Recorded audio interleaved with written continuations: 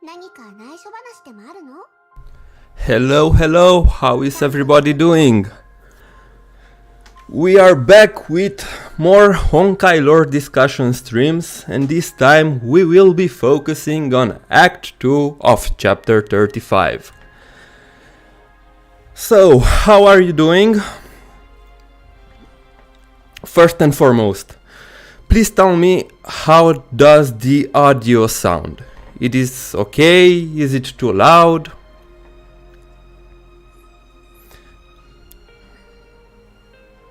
Great, awesome. Awesome. And I tried to fix the chat box this time around.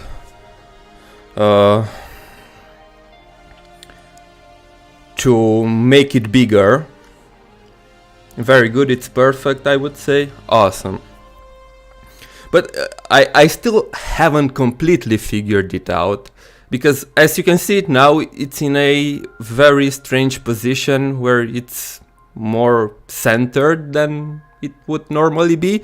But if I drag it to if I drag it here when somebody types a longer message, it will cut it, so we will have to compromise. Anyway,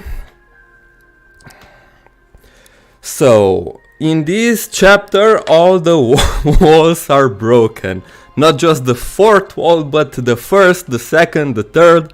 I will go as far as say that even the ceiling and the floor were broken. So I'm very curious about your opinions on this act.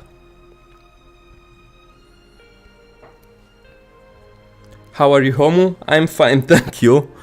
I just had lunch and did a couple of stretches, and now we're here.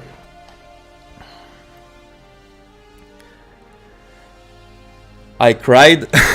Honestly, I cried too. I cried when Kevin met with the other flame chasers inside his dream.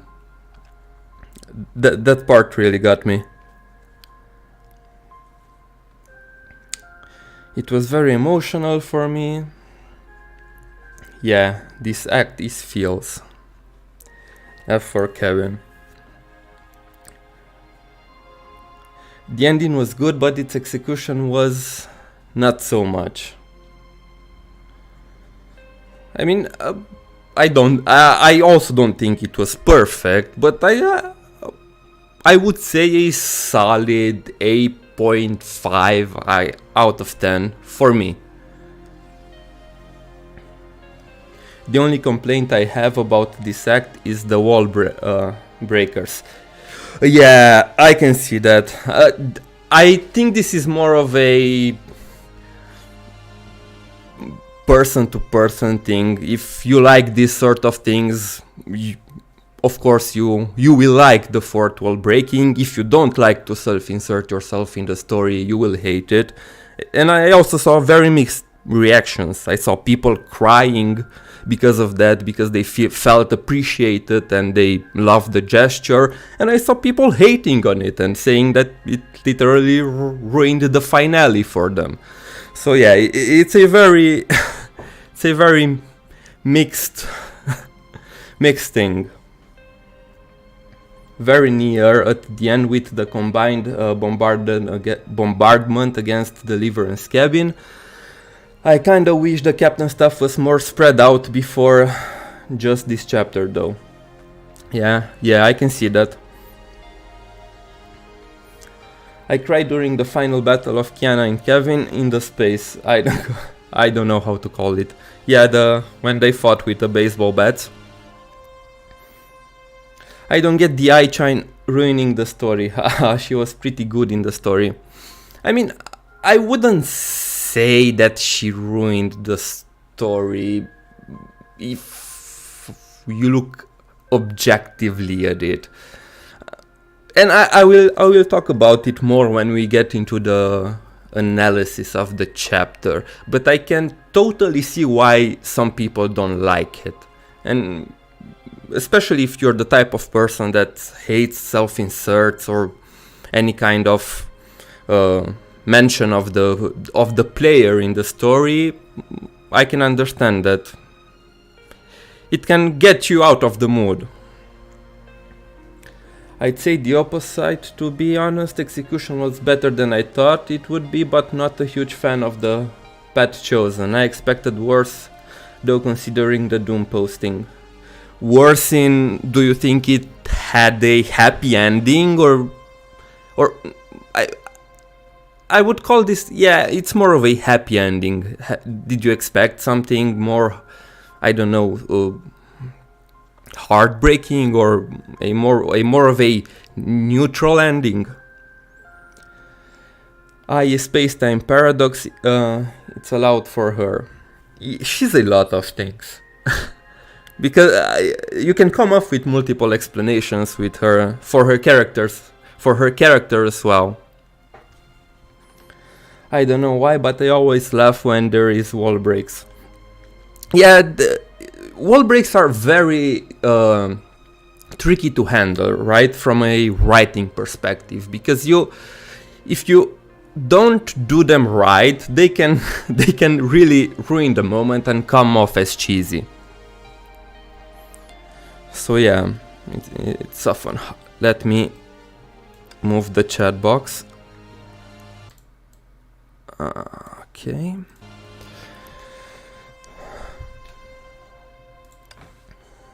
And to be fair, the Honkai event doesn't even specifically mention if it's part of the Captain verse, which could cause some confusion. Yeah, it implies though, but yeah, it doesn't specifically say that. They did Kevin dirty, they didn't give him the animation and song. I think that you have to understand that producing an animated short is not really an easy thing to do for them, right? So they can't just make a bunch of them in one single arc. Usually we had about 2 animated short in a year, and they always focus on one aspect of the whole arc. So they basically had to choose, okay, we go with Kevin and give him the animation and present the fight, or we are going with Kiana and do this homage for the story, right? And of course they chose to do the whole graduation trip with Kiana and give her the animation.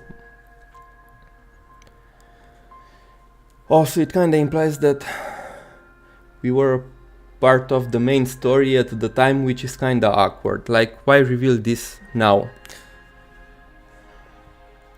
I mean, they hinted at this kind of things a lot in the past. It was never in your face, and especially in the Captain verse events. In the main story, not so much, but there were hints. But I also agree that they really went from 0 to 100 really fast with the whole wall breaking process. It's hard, either Kian or Kevin, yeah, they had to choose. All the budget of the animation really went to their baby that is Kiana. You can tell from their quality. I don't even think that it's about the budget, because I really think that Hoyoverse has the budget to come up with 10 animations like this if they really wanted to. It's more so the time, because the animation team from Hoyoverse that works on these are very thorough and they are perfectionists, and they take their time with their craft, right? So they don't humanly have the necessary time to just pop out animations like this left and right.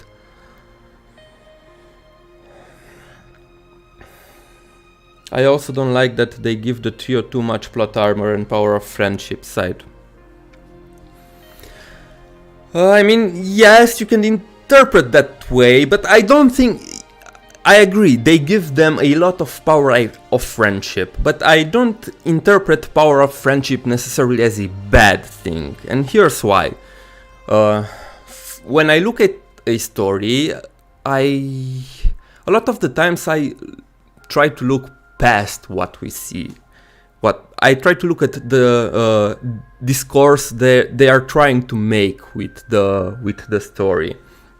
And I don't think that, sure, power of friendship is a overused trope in a lot of animes, and it has a very negative reputation, right? But I don't think it's necessarily bad when used right. I do believe that it can be used right to have a deeper meaning, or a meaning at all. And I think Honkai in a lot of instances use it well.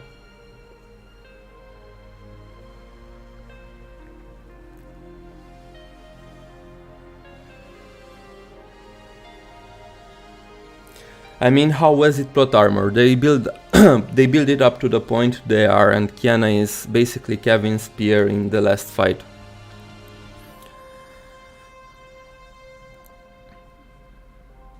Yeah, I agree. I can see where people are coming from, but I don't really see it as plot armor. The story set up Kevin losing. If you pay attention to the whole arc and the whole chapter, the story was set up for him to lose from the beginning, from the whole discussion with the philosopher, with Icarus. Why do birds fly? They fly because they fly to fall down, right? To inspire other birds to fly higher, and that's what's happened. It's dramatic irony, right? Because they literally give you the answer at the beginning. They don't try to hide it. They literally tell you they will defeat Kevin. Kevin's whole purpose here is to set a bar for them to overcome, to fly higher. So it was never so much about plot armor, because they gave you from the beginning the answer. Kevin will lose. That's the whole point of his character. Not gonna lie though, people use the power of friendship point too much when discussing recent story that I think don't even know what they are saying. I mean, I saw this thing with the power of friendship used in almost every arc when it comes to Honkai. I remember when Everlasting Flames came out. Then as well, a lot of people were complaining that, oh, Kiana got defeated the Hersher with the power of friendship, because she got the Hersher powers from Fuhua, Bronya, without any kind of explanation. And again, I think that, especially for Hoyoverse, it's not necessarily what happens, but why it happens. And I think they used this power of friendship, if you want to call it that trope, a lot. But I don't think that they use it in a bad way. I think they use it well. The message comes across, and in a story that's the most important thing. Then again, I totally agree that some people may not like it, because I said this in the past. No two people will experience a story in the same way. We experience a story based on multiple factors, which is our education, upbringing, our past experiences. And some people may see some things in a story that others may not, and some people may like some things while others will not. Damn, Homolab speaking facts. And again, it's not guaranteed to work. Maybe for some the message is, they can resonate with the message, right? Others may not, and may see it as cheesy. Storytelling, it's a tricky situation, especially in games when you are extremely limited by the medium itself. So yeah. And I'm also not gonna pretend that Honkai story is perfect and that everything that Hoyoverse does is a masterpiece. I think that it has its up and downs. I think that they got some things they did some things extremely well, but I also agree that in some aspects they did a not that good of a job. Like a big point for me is chapter 33. That's the biggest offender, with all all the science talk and all the philosophy. Not that it was bad, because I understood it and I liked it, but I think that the pacing and how they structured it wasn't the best, right? I for one was satisfied with Act 2.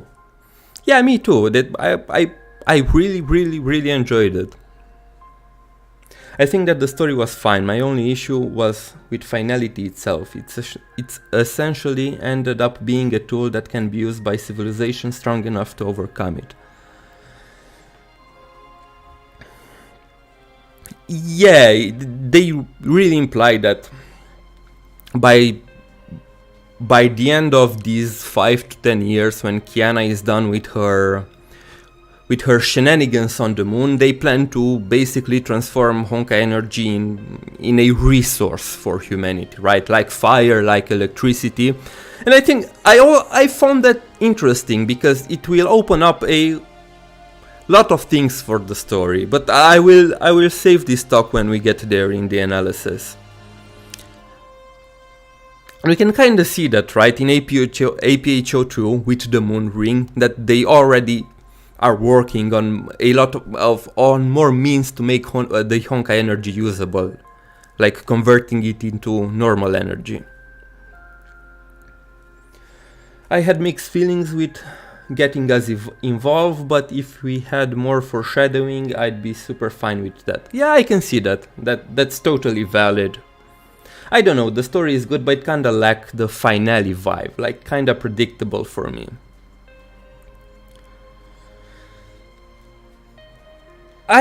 In a way, I can see that, because the story with Kiana going on the moon, it didn't really felt like a finale for a big part. It felt more like a finale for just a normal arc.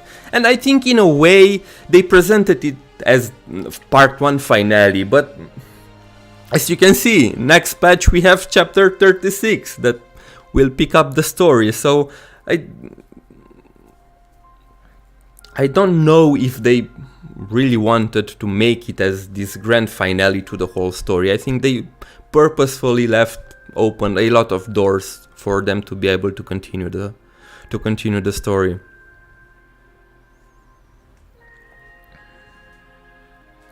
Homuin then, when Kevin dies, is that all the people that die or all his friends?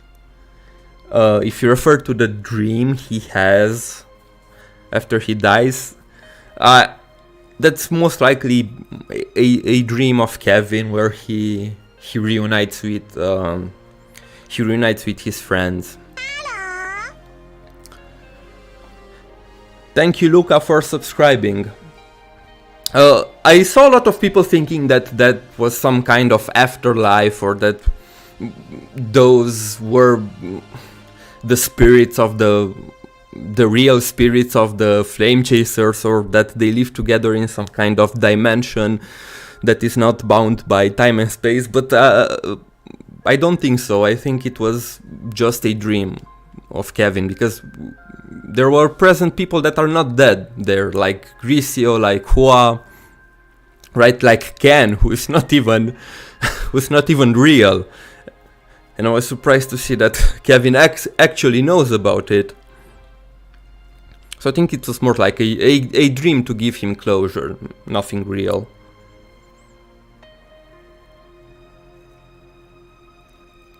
I still don't understand what the Cocoon of Finality is.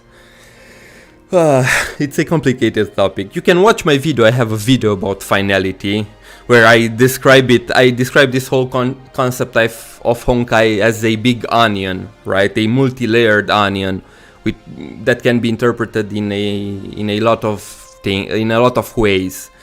And I think that's why it's so hard to understand finality and Honkai, because each character comes up with its own explanation, and the story itself implies some explanations that are not picked up in the story by the characters. And one of those explanations will be explored today in our talk. I will give you guys a new layer in the Honkai onion that I did not include in the video, but I have purposefully kept it for this discussion because I think it's a very interesting idea.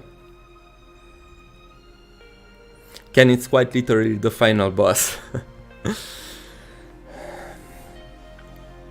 In case you don't know, it's scientifically proven that when someone's in threat of death, their brain tends to bring out flashbacks of the past to cope with the pain and fear of death. Yeah, I've heard of that.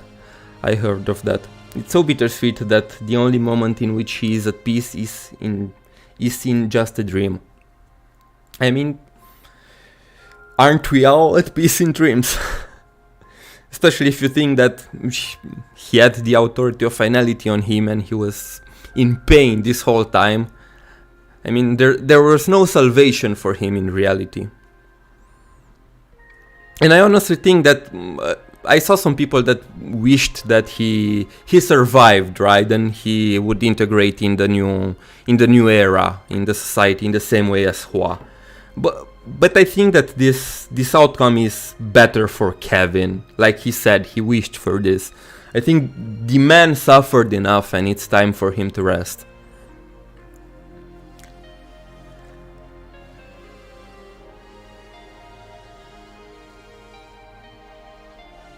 Hi, first time catching you live. Hello, Squid Alarm, welcome.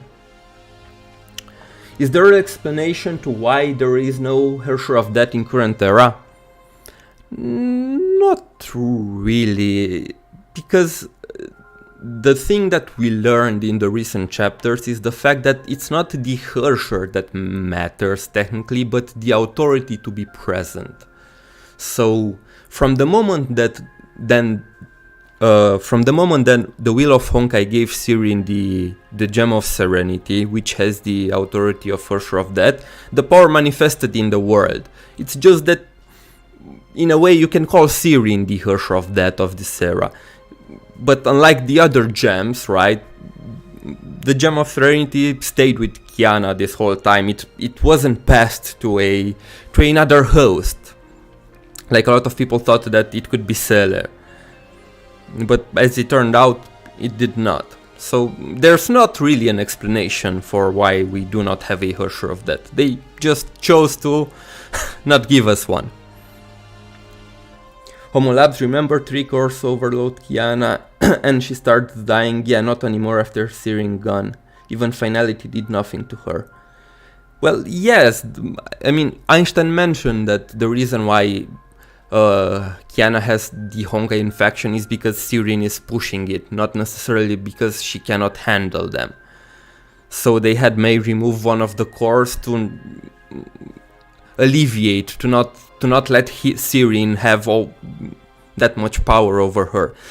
And this is another point in the story where I see a lot of misconceptions, because what May didn't cure Kiana. A lot of people thought that by May taking the Gem of Conquest from Kiana cured her. It didn't, because Kevin mentions it just gives her more time. So from 2 months like she had initially, she maybe had 6 months, but those 4 months that she managed to win for Kiana maybe were enough for her to realize her plan and save her.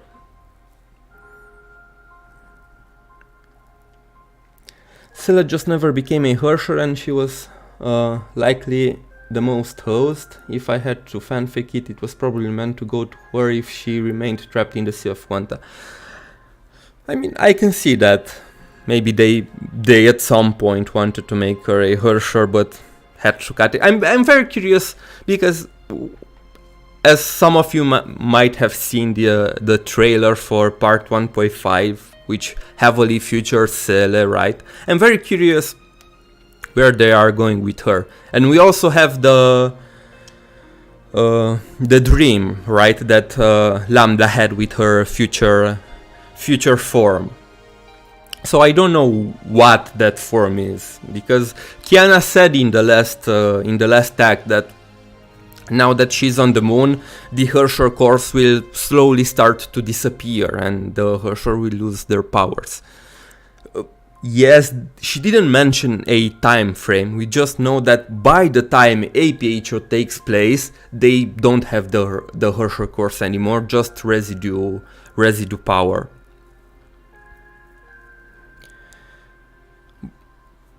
So yeah, that's interesting, because they said in the live stream that they want to explore with this part 1.5, this transitioning part. They want to explore more characters and plot points that they couldn't in the main story in part 1.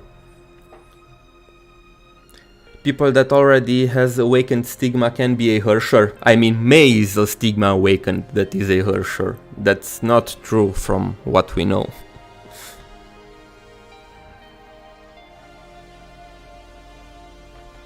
Is the dream of Kevin a memory or just a dream? I think it's just a dream. Homo Labs, I actually wanna ask you about it last stream, but I forgot. What happened to the key of blankness? They never said anything in the story about it. I might be wrong here, because I don't remember exactly, so if anybody has more up-to-date information, please feel free to correct me, but I think it disappeared with Himiko in imaginary space, and they never found it. So that means no more Herrscher. At least for now, I don't think so. I don't know, because there's also the fact that she mentioned that the powers will fade gradually, right? And chapter 36 picks up about 6 months after. So maybe at that time, enough time hasn't passed for the Herrscher core to be completely gone. They're maybe still around, but a bit weaker than they would normally be. So I don't really know. We just have to wait for this. I don't think there's enough energy for a Herrscher to appear. Yeah, that might also be the case. We do not know. Is the universe of Honkai Star Rail the future of the universe of Honkai Impact, or a different one? This is a tricky question, because Honkai Star Rail doesn't happen in a single universe. And this is... okay, let's start from the beginning. The term universe in Honkai Impact 3rd is a poor translation of the word. The correct term is worlds. There's a single universe, which is the Honkai universe, which is composed by multiple worlds. Honkai Star Rail doesn't happen in the same world as Honkai Impact 3rd, as we know that from Welt Yang, who comes from this world, and he even says that he's from a different world, and for now the Astral Express cannot come here because it's not on the Express's map. But Star Rail also doesn't happen in a single world, because they hop from world to world, right? We have the Herta Space Station, which is in one world. We have Yarilo 6, which is in another world. So it's not a single universe as they translate it in Honkai Impact 3rd.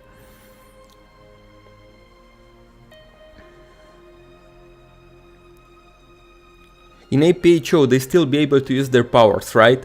They still have residue. They can use a little bit of their powers, but I think it was mentioned that they don't have the course anymore.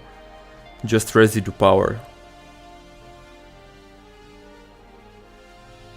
I think Honkai Star Rail isn't the sequel of Honkai Impact 3rd. I think it was confirmed that the finality is not a neon in Honkai Star Rail 2 by an interaction with Welt. No, it's definitely not the sequel, because we're getting the sequel inside the game itself. Star Rail I know that a lot of people don't like when I say that Star Rail is a spin-off, but by the book definition of a spin-off, that's what it is. Now, this doesn't make it less important or worse in any kind of way, but by the book definition, Star Rail would be a spin-off that further expands on the Honkai universe. And yes, Welt confirmed that the Honkai is not a neon.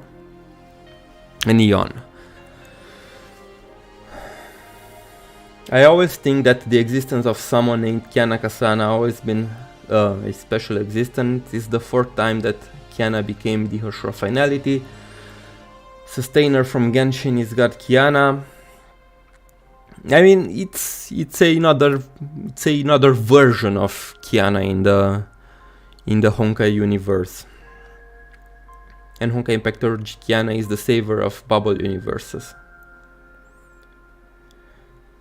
Wonder what will happen to other existences like Senti, Veliona, Hair, and even the Divine Keys. They heavily rely on Honkai energy to function. Well, even Kiana wondered in the end that she doesn't know what will happen with Senti when the Honkai energy will dwindle more and more. So we'll just have to wait and see. Yeah, you're right about the Key of Blankest. I am pretty sure that the God's Bane Battlesuits Vermilion and Eclipse is the modified Key of Blankness. Yes, it is. That was confirmed, but I don't know if they managed to get the suit back from the imaginary space. I don't think so. Just put all Honkai related beings on Moon just for Kiana. Yeah, I mean they could do that. Maybe Divine Keys would just be normal artifacts afterward. We do not know. Okay. How about we start with the analysis and we'll resume with the questions after we are done. Because by now I think that everybody tuned in by this point. So let me pull up the chapter and switch this.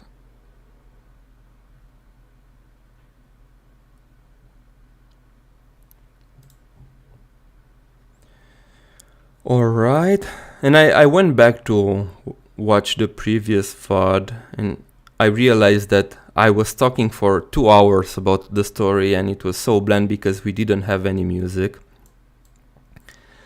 So for this one I have prepared some music.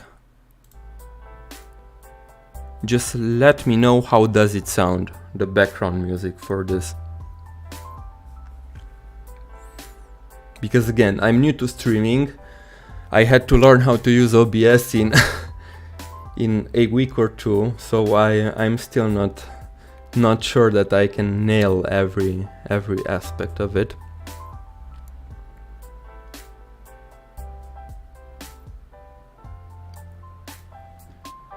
And let me also awesome. Let me also pull up my notes.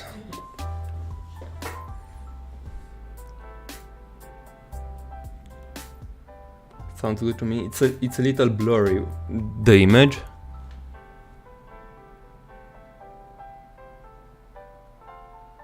Sounds good. Nenka, you might want to check if you had your quality settings, because I don't think that at my end it's blurry. Oh, I like this BGM. What's it called? To be honest, I have no idea. I just downloaded a 12-hour royalty-free music pack, and it's a 12-hour long track with multiple songs, and I don't know them individually. But I will search for the name and give you an answer next stream.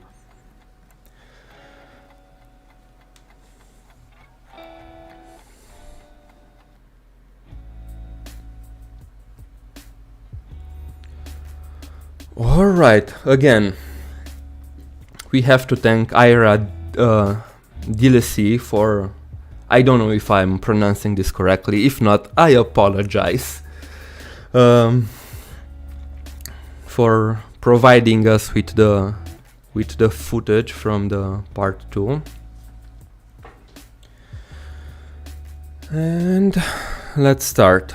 Okay, so we have the basketball scene. And what's interesting about this moment is the narrator has an allegory here, that this moment is portrayed as a moment of triumph, a moment detached from time and space that has the world's full attention on what happens next, right? It can, a lot of time it's applied in a lot of sports, when you have that intense moment when it's all or nothing. And this parallels both the situation in the flashback and in real life, where Kevin is about to reach the highest point of his flight.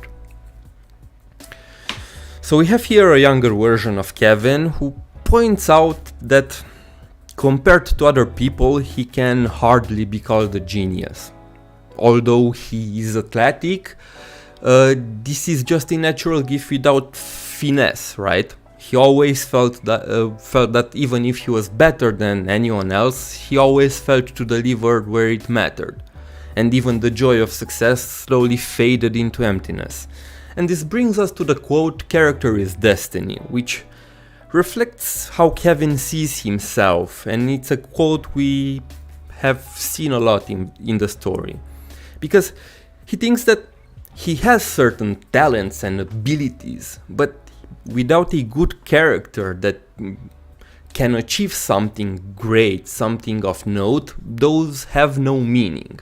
And that's why he says that he chose to follow Dr. May, someone who he admired and respected a lot, because he thought that what she lacked in physical prowess made up with a good character, an ambition so grand that he dedicated his own life to fulfill it. And yeah, that's why he says that he doesn't have an ambition of his own, right? Dr. May's ambitions became his. And this is something that Dr. May never seemed to like, as we see in chapter 31EX. She tries to make him realize that this world is a lot bigger than just her. And this was always a very important point in Kevin's character. And after that we have him trying to shoot the ball on instinct alone, and it fell far off. And after that we have Sue and Dr. May showing up, because Kevin was so absorbed in his basketball that he forgot that they had plans together. And it's interesting because we see Sue remarking that basketball was never the right sport for Kevin, and if he says that he wants to be an athlete, he should choose a sport that suits him better. And Kevin replies that there's no point in that. What he cares about is winning, not throwing a ball. Which is again another interesting philosophy, right? For him, what matters is the thrill, the enjoying the moment, not necessarily the activity, which is something that he lost. He says that the victory he craves has no past or future, it's a standalone moment in time.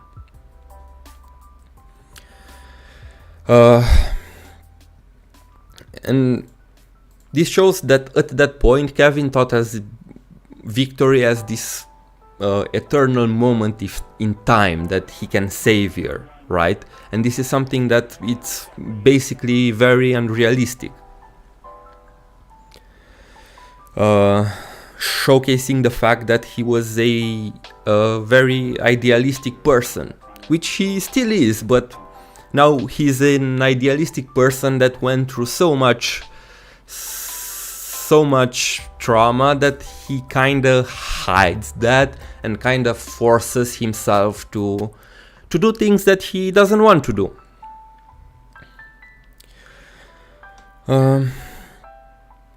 And after Sue and Dr. May leave, we see Kevin, who was in the moment and realized that they are gone.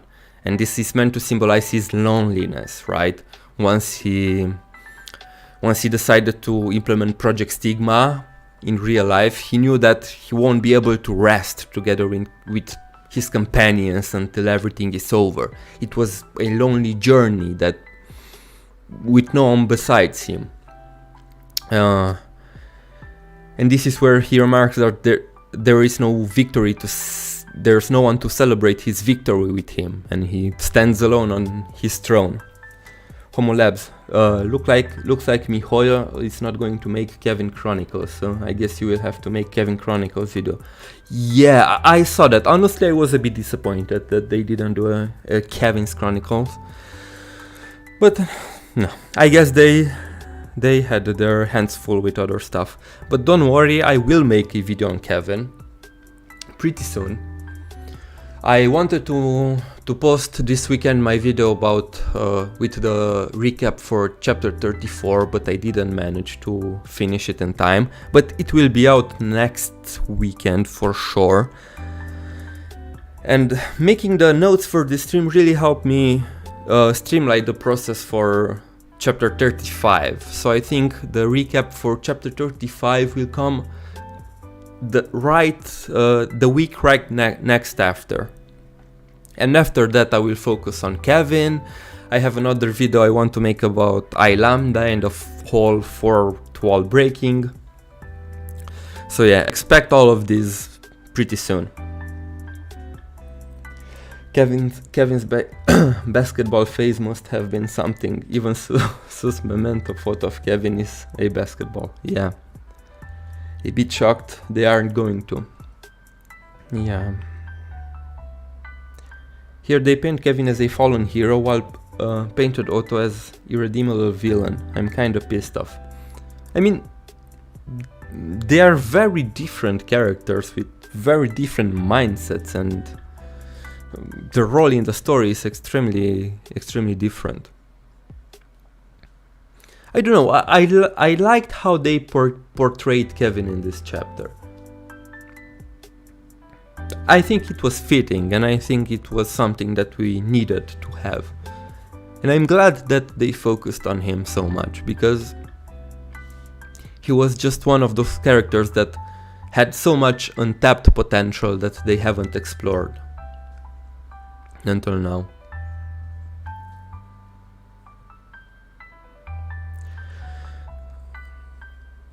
Both have a role as antagonists that almost destroy the world. I would say Ada was more of an antagonist, Kevin was more so an anti-hero. Because in the end, Kevin's end goal was to do good, to help, right? Which is the definition of an anti-hero, someone who wants to do good with questionable means. Meanwhile, Ado, even though what he did a lot of good, he always had selfish motives, selfish interests, which doesn't quite make him a anti-hero, more so an antagonist. But I guess depending on how you look at it, you can make an argument for both, but at least that's the way I see it.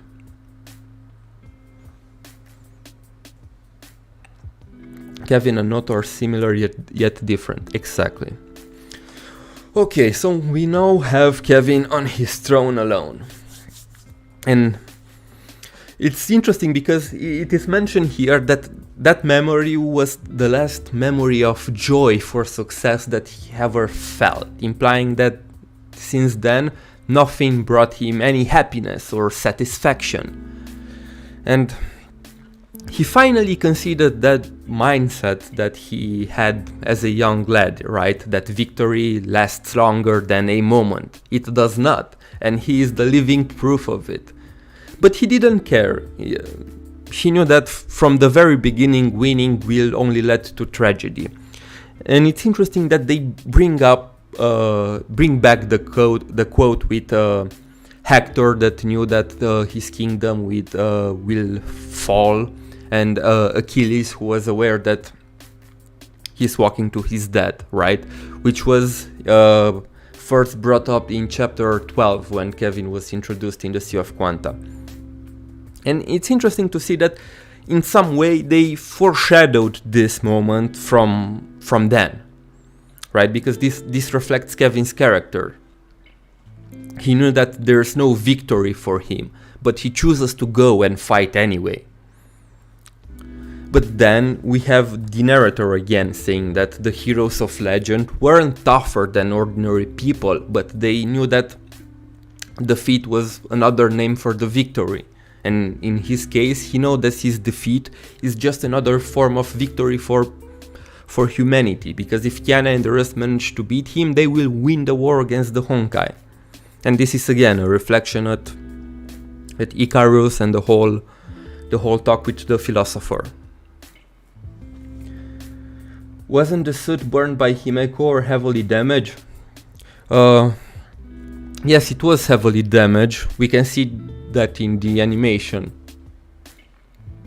So you're not wrong. But the suit, again, from what we know, the suit was never found, because it disappeared with Himeko's body in imaginary space. So we have no real way to confirm if it's still functional or not. How was Kevin in the Sea of Quanta? That's from the second key manga. It's a manga you can find on the official Honkai website. The thing is, Kevin wanted to implement Project Stigma 1,500 years ago, but was stopped by Sue at that time. And they had a fight, and Kevin let Sue seal him in the Sea of Quanta to give Sue this opportunity to find another way using Project Valuka. And that's why he was in the Sea of Quanta. But was Kevin's plan to seal Honkai going to succeed, considering the damage dealt to him by finality? I'm sorry.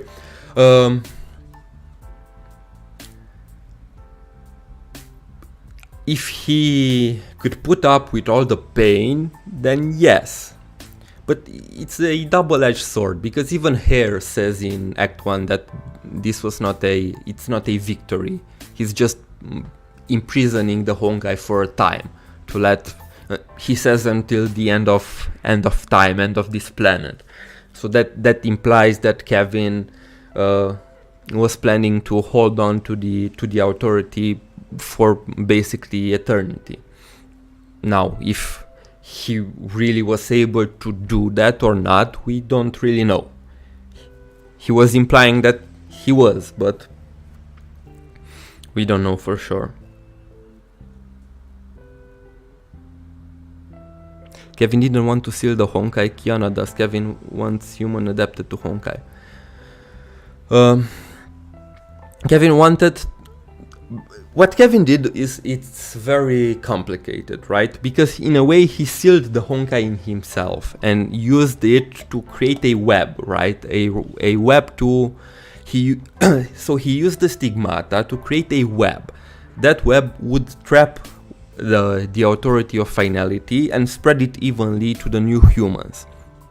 But at the same time, for this to happen, he himself must bear the authority of finality. Otherwise, Project Stigma wouldn't work, because Project Stigma uses the authority of finality through Project Chimera to do this. So it's very complicated. I see, thanks for explaining, no problem. Okay, so we are at Rita and Nagamitsu, back at Shixal HQ, and we have this dialogue between the two. And Nagamitsu points out that after many twists and turns, things finally turned out exactly as Kevin and the previous era hoped they would. Because then again, we know Kevin's plan, right, with Project Stigma, but again, even though that's the plan, they still hoped for Project Amber, which was basically had no real plan. It just implied, let's give the people of the new era the freedom to do what they want to do and hope that they will find a better solution than us, right? And this is what's happening here, because even though he realized his plan, Kevin still hoped that the Hershers of the new era will surpass him. And I think this is what Nagamitsu refers here, that everything is going with how Kevin and previous era wanted. they also gained the authority of finality, and now they are about to stop him.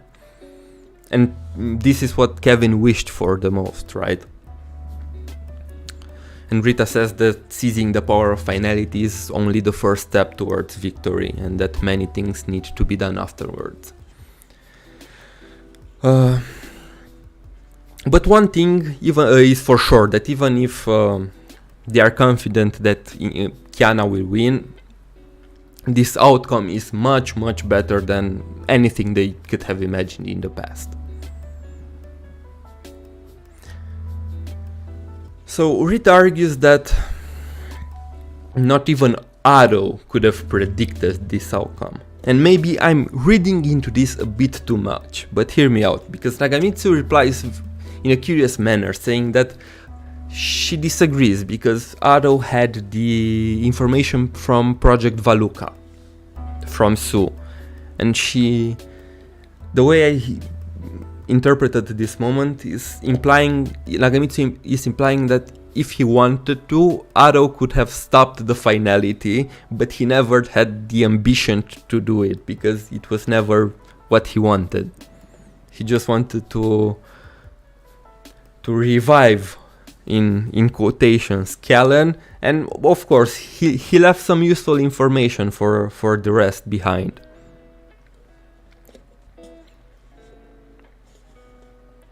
But and if you remember chapter 33, it's a very easy to miss dialogue, but after Kevin defeats Fu Hua at the beginning of the chapter, it is mentioned that in all his observation, Su found a way to stop the Honkai, and that would have required Durandal to become the Herrscher, basically the Herrscher of finality.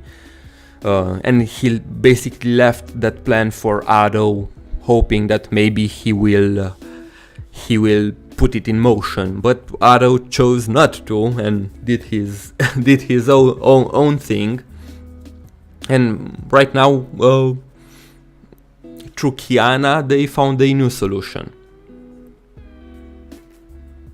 Is Kiana truly a goddess? No, like she can breathe in the moon, or just special powers? I mean, she's a goddess in the sense that she has the authority of finality. She can basically decide the whole fate of the planet like a god would. And compared to the rest, yes, you can say that her powers are godlike. Is Honkai the reason why there was no moon landing in the last 15 years? Most likely. Most likely.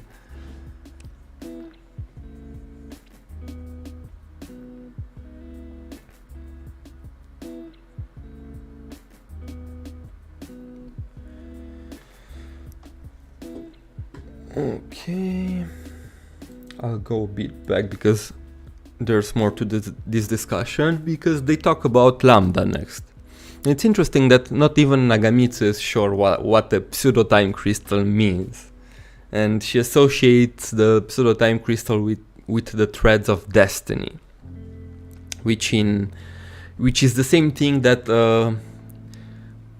Elysia's powers were associated with when he cut Honkai's the connection of the Cocoon's connection with the Herrschers of the New Era, because it is said to us by the narrator that she cut the threads of destiny. And I noticed that in Honkai they use the term thread of destiny when they are referring to a higher dimensional power controlling the fate of humans, right? And I think this is why she associates this with thread of destiny, because she associates Ai-chan with an observer that is the manifestation of the captain's desires and wishes, from which we are basically a higher dimensional being just observing the story. And she continues saying that their entire lives are recorded in dreams and memories, basically referring to the fact that if you think about how we perceive life, most of it we perceive in the moment a very small part of it, which is the present, which is a very small fraction of our life. Most of our life is in the past or in the future, which are both technically dreams, right? They do not exist.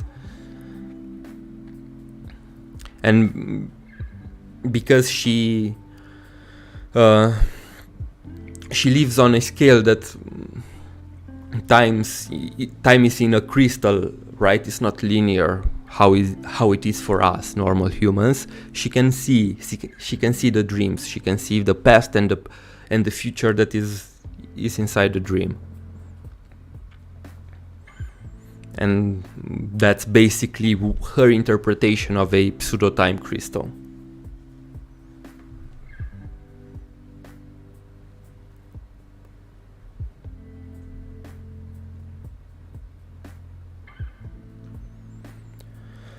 Okay, and this part was also very interesting with the narrator, making the discourse about time. And we know that time is referring to us, the player, since that's how Ai-chan called us in the previous act.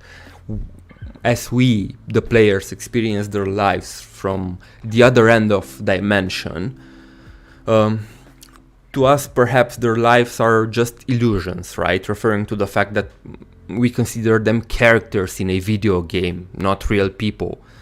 But the discourse here is that even if they are not real for us, even if these are just characters inside a video games, they can still leave their shadows in our hearts. They can still influence our life. Even if the story is not real, this doesn't mean that it cannot leave a mark on us. It cannot change our hearts or help us and inspire us to make changes in our own lives. And I think this is a very important message in understanding why they did this whole fourth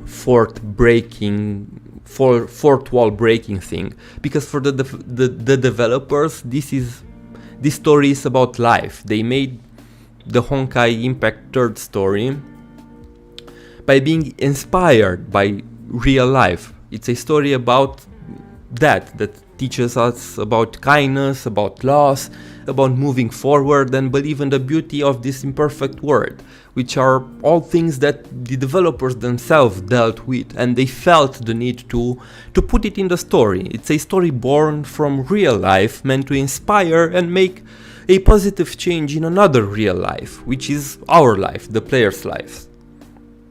And that's why they say that the story of Honkai Impactor begins from us, because by playing the game we give life to the story itself as observers from a higher dimension. Then it reaches its climax at the end of the dimension, which is the game, and it returns to us with life lessons and teachings that we can further apply in our lives. So this is them basically saying, look, we made this story to impart these teachings to you. This is the experiences we went through, and we felt the need to put them into a story that maybe will inspire you and will help you make your own life better. They're Techotakus trying to change the world with their stories. Yes, and especially if you watch the documentary that they recently released, it's very, very evident that that's what they are trying to do.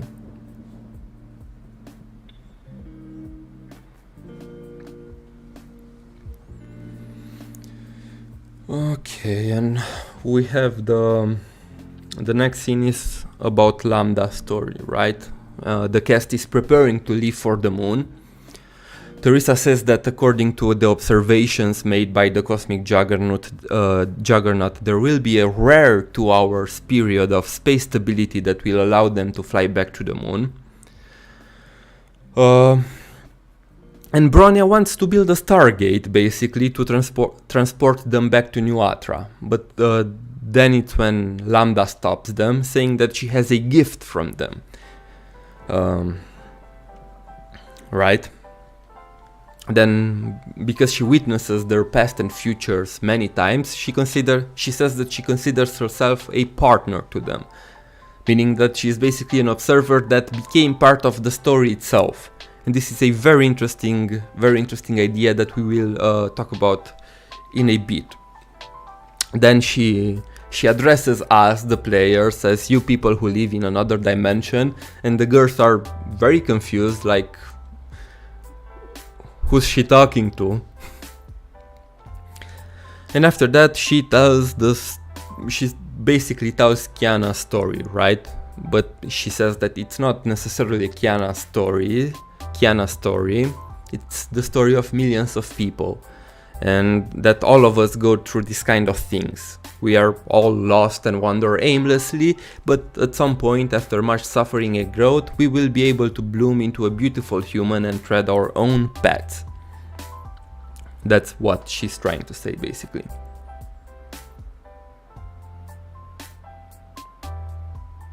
Lol, this part is funny because I rendered Bronya role into obsolete by giving them Hyperion and not using Stargate. Yes, but I think that's what makes this part not really a Deus Ex Machina, like a lot of people complain about Lambda. Because in my understanding, Deus Ex Machina is when you basically do excuse my language, an ass pull, when you bring out a thing out of nowhere to save the situation. But if you look at this part and you look at the shield breaking part that it's later in the fight with Kevin, they all already had solutions. Lambda wasn't here to save them. She just proposed alternatives that included the player that could help them speed up the process. But they would have been able to do all of these things without her, right? And that's why I don't really see it as a Deus Ex Machina.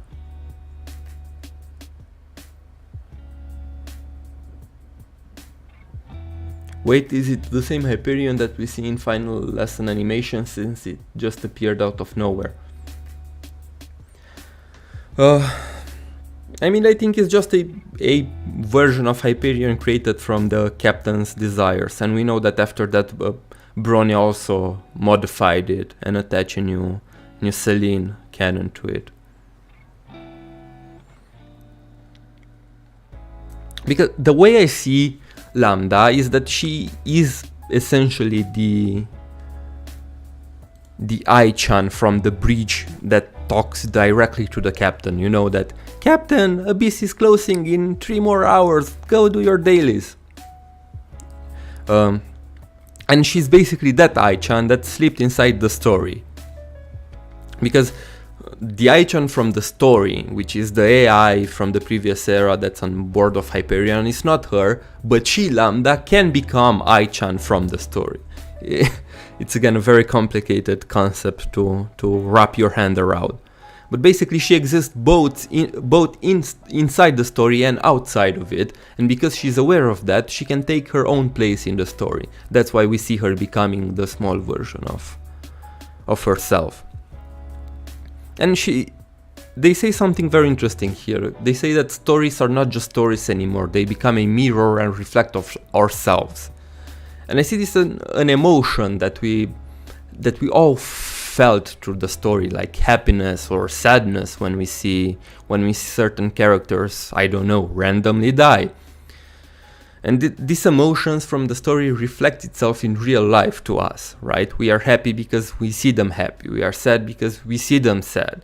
And that's why she calls the story a mirror. It's a reflection of our emotions. And these emotions reflect inside the story. And in this moment, our emotions reflect inside the story in the form of the blessings from the that we gave during the Honkai Salvation Lock event in 6.1. And it's basically a double-ended exchange. She's saying that your story impacted the players a lot. Your story reflected in the player's life. Now it's time for the players to reflect something back, right? To reflect their wishes, their desires back to you, and help you do this. And that's how Hyperion is created. Basically, it's an amalgamation from all the captain's wishes.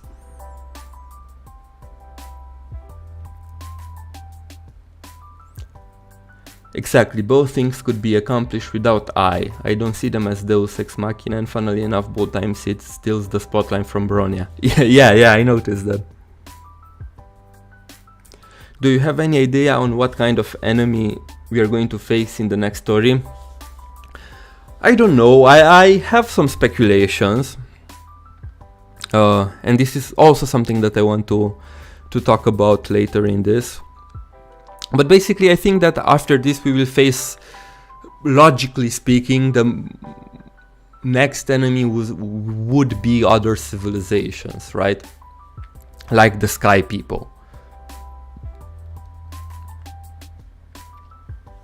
I mean in part 2, in part 1.5, I don't think that we will have that big of a enemy on such a large scale as the Honkai or the Sky People. I think the new enemies for part 1.5 will be mostly tied to the Earth itself, other humans, right? But I think that for part 2 we will expand more into the galaxy and fight other civilizations. At least that's my guess. What the hell is a core key? It's the game's interface system, since they mentioned there can be only 3 vaults. Yes, I will be talking about this right now. Because right after this, after we give our blessings, we are back in the present, with Kiana emerging from the elevator on the bridge of Hyperion, where May and Bronya are waiting for her. And Kiana remarks that the bridge looks a bit different than usually. By the way, a quick tangent. I would really like if they can make this bridge into our menu, you know, like the Elysian Realm and APHO2, where we have a space that can function both as a menu and we can interact with different things. And it would be cool if they already have the model for Hyperion. They already have the space ready. If I don't know, they can revamp the whole UI and make this whole bridge the new menu, and with much smaller UI elements, like in ER.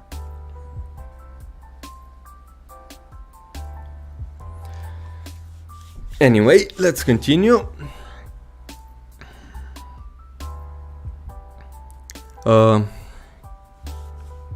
And this is the part with the core key, because Ai-chan remarks that brings up the core key in the discussion, and May asks what's a core key, and Ai-chan wants to keep it a secret and only adds that it's a source of power that comes from outside their world, referring to us, the captains. And when Ai-chan prepares to leave, Kiana asks that since this is such a large ship, shouldn't we take more people with us? And Ai-chan tells them that because of the core key, the place can support a combat team of maximum 3 players, referring to the fact that we as the players cannot play with more than 3 characters, so even if they brought more people, it would be useless. So this is a full-on fourth wall break, in which Ai-chan tries to explain to them why more people wouldn't make sense for us, because the game is programmed in such a way that we can only play with 3 characters at the same time. Yeah, it's full on for fourth wall break here. And she after that she accidentally breaks the wall even more by saying that even if they lose, the player can restart the battle, basically creating a new timeline until they win. And they're very confused. What? And she calls Hyperion the ship of eternal return, which in philosophy is a very interesting concept, which states that time repeats itself in an infinite loop, and that the exact same events will continue to occur in the exact same way over and over for eternity. And this is meant to be a depiction from the captain's perspective, who are all witnesses, right, of this journey through countless different timelines that we create when we play the game, because each playthrough of a different person in real life is a new timeline in the Honkai universe. And after this, they are very confused because Mei says that she can't tell if she's saying the truth or she's exaggerating, but Ai-chan adds that all the human dreams are like this, right? She says that all practical dreams start as a unrealistic fantasy. They are seeds far from growing into a real tree, likely to die halfway through the process. But every tree that reaches the sky starts as a shoot. All of life's miracles originate from imagination.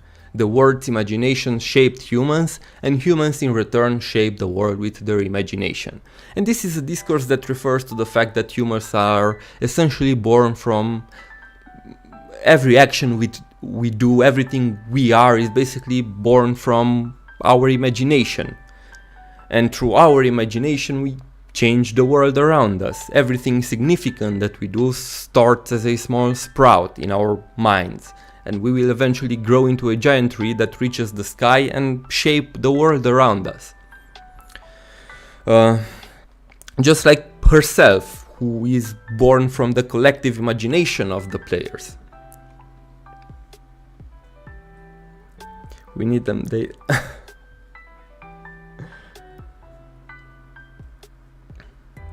I love how the moon is in the background here. It's like limited bridge team. Yeah, and have you noticed that after you finished Act 2 and defeat Kevin, the whole palace in the sky is broken? That was a very nice detail.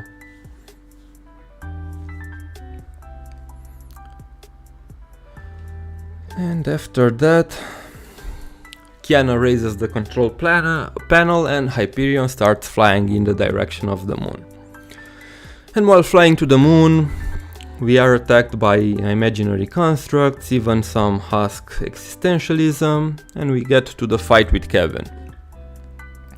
We see his dialogue that he remarks that now they have the proper qualification to challenge him, the authority of finality. But even if this chance they created by themselves, they must prove to him that they can bear the burden of finality on their own, that they don't need him anymore. They must surpass him here and now. And he uses the authority of finality and the power of Chimera to create a giant beast that represents the crystallization of all human civilization through history, right? We have the Paleozoic Leviathan, which fights Kiana. We have the Mesozoic, which fights Mei, and we have the Cenozoic, which fights Bronya, which are all periods in this planet's evolution history. Fly me to the moon, yes, literally. And they manage to defeat the monster. And this is the part, and that Kevin takes upon himself the authority of finality and transforms into a monster that is the embodiment of all the dreams and the Honkai beasts from the Project Chimera, the Deliverer Kevin, which is presumably his strongest form. And while fighting him, we have the shield breaking sequence, and it's interesting again because Ai-chan takes the spotlight from Bronya, because Bronya wanted to create an array of Selines like she did back in chapter 28 to deal with the shield. Now we don't know for sure if she would have been able to do so, but I would like to think so. But before she gets to do that, Ai-chan offers to help and brings everyone's wishes through Hyperion to them. And these wishes are from both the people inside that world and also all the captains that have played the game and are witnessing the journey and have come together.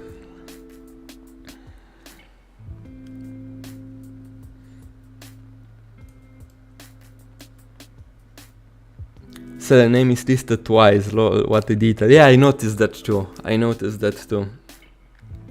One Detigal restart was pretty scary because Kiana had a really big tendency to just get hit a lot.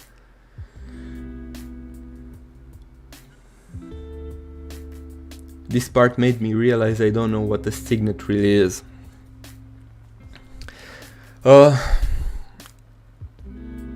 They never truly explain signets. In ER, what May inherited were basically small power-ups from the Flame Chaser that let her basically made her journey through ER a bit easier, just like in the game itself. Signets are small power boosts. But for the characters themselves, they are also a symbol of acknowledgement from the Flame Chaser itself. And we saw that even after she left the Elysian Realm, May still had the signets inside them. But for the Flame Chasers themselves, signets were more so as a badge of identity. I don't think that this form Kevin has anything to do with the signet per se. It's more so his identity.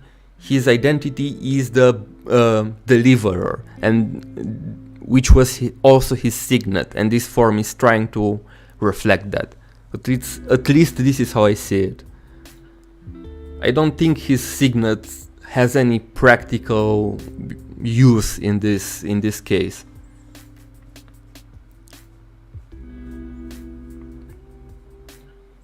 At least you know that those HOD hosts are still alive. Yeah.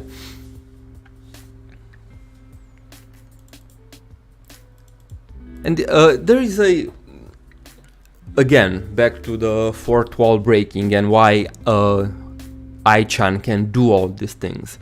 I saw the other day on Reddit a very interesting thread. I don't remember it exactly, but the person that made it had a very fun interpretation, saying that, and this is the other layer in the Honkai onion that I want to talk about.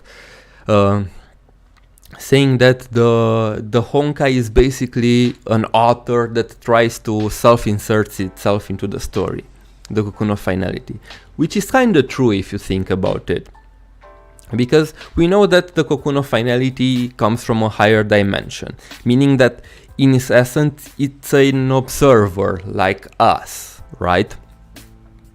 But the Honkai doesn't want to only observe.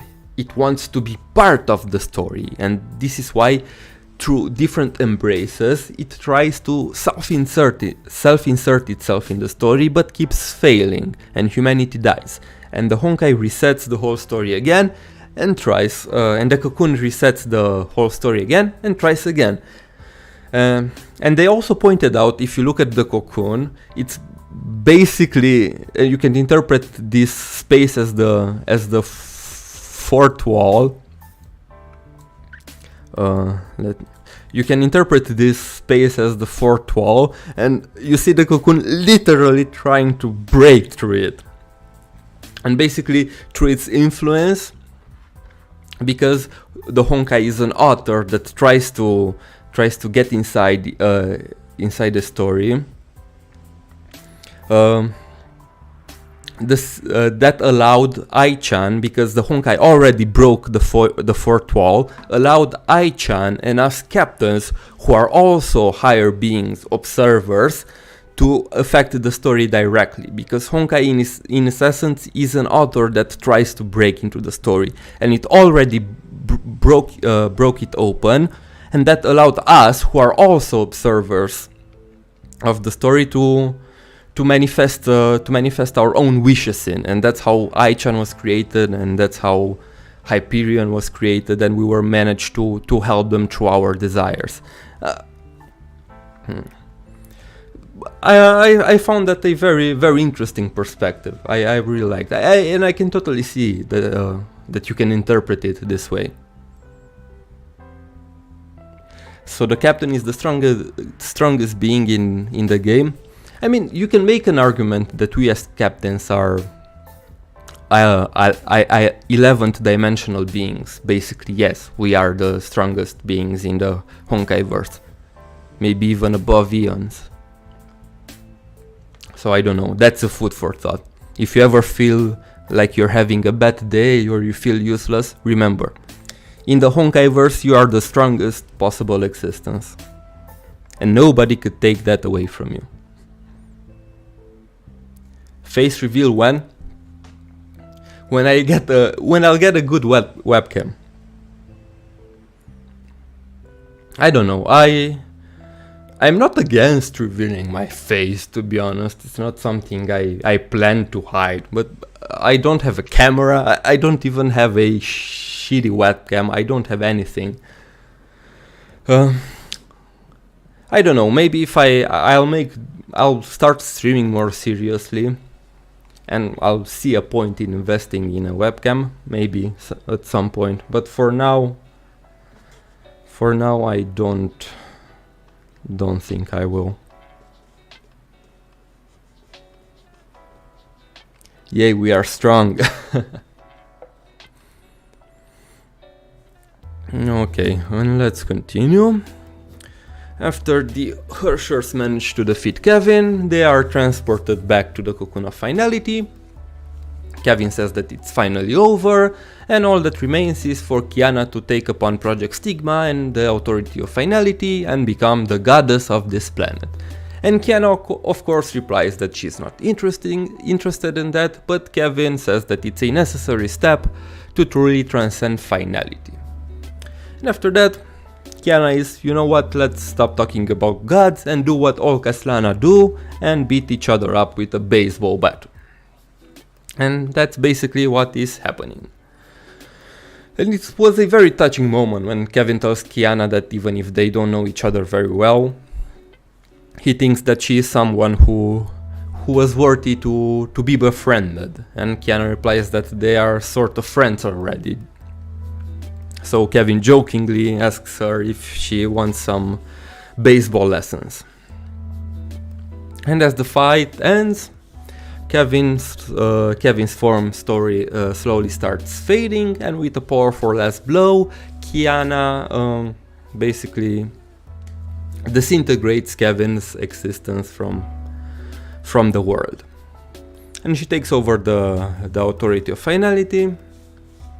And as for Kevin, it's finally time to return with pride to his companions and have a rest, because he finally completed his mission. This scene is a tribute to GGZ. Once your face reveals, since you you're talking to Miki. So Kiana is actually not the Hershour finality yet, since the transformation has not been completed. I mean, she is the Hershour finality. The transformation is not fully complete until she takes the train at the end, because that's what she does. She has to go through the Hershour finality, and the cocoon tells her that if you go through the cocoon itself, you will be back on the moon, and you will have complete control over the Authority of Finality. And that's the whole train sequence about going through the cocoon and taking the authority. What's up with baseball bats and also in Star Rail? Well, yeah, it's a Kaslana thing from back in the GGZ days. What if the person we see in Reborn 2 is Kiana's full transformation? I don't think so. I think that the person we see in Reborn 2 is a early design of March 7th.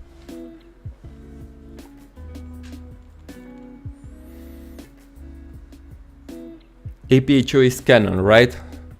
Yes. As much as some people don't like to hear that, yes it is. And it's not a thing that I think so and I try to pass it on as fact. No. There are I have not personally, but I know other content creators that talked with the developers and asked, is APHO canon? And they said yes. So this is some inside info that you might have. So we specifically asked these questions from the Honkai team, and they confirmed that it's canon.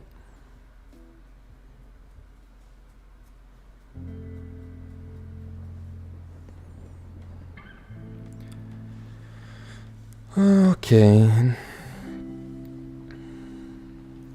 After this, yeah, this is the scene that slightly broke me, and this is where I start crying. When we transition to this green field full of flowers, implied to be Kevin's dream as he passes on. And we hear the people from the previous era, even people like Rin, like Atto, like Dystopia, who are not flame chasers, are part of the dream. And they are calling Kevin out because he apparently fed Ken too much and the cat started to gain some weight.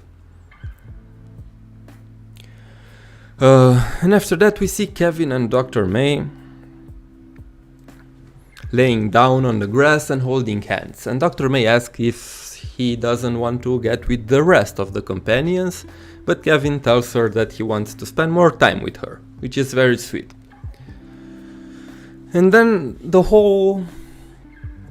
Kevin brings up the whole enemy, the skies are enemies, right? Which is a quote from The Stars in the Sky Are Enemies, which is a quote from chapter 31 EX,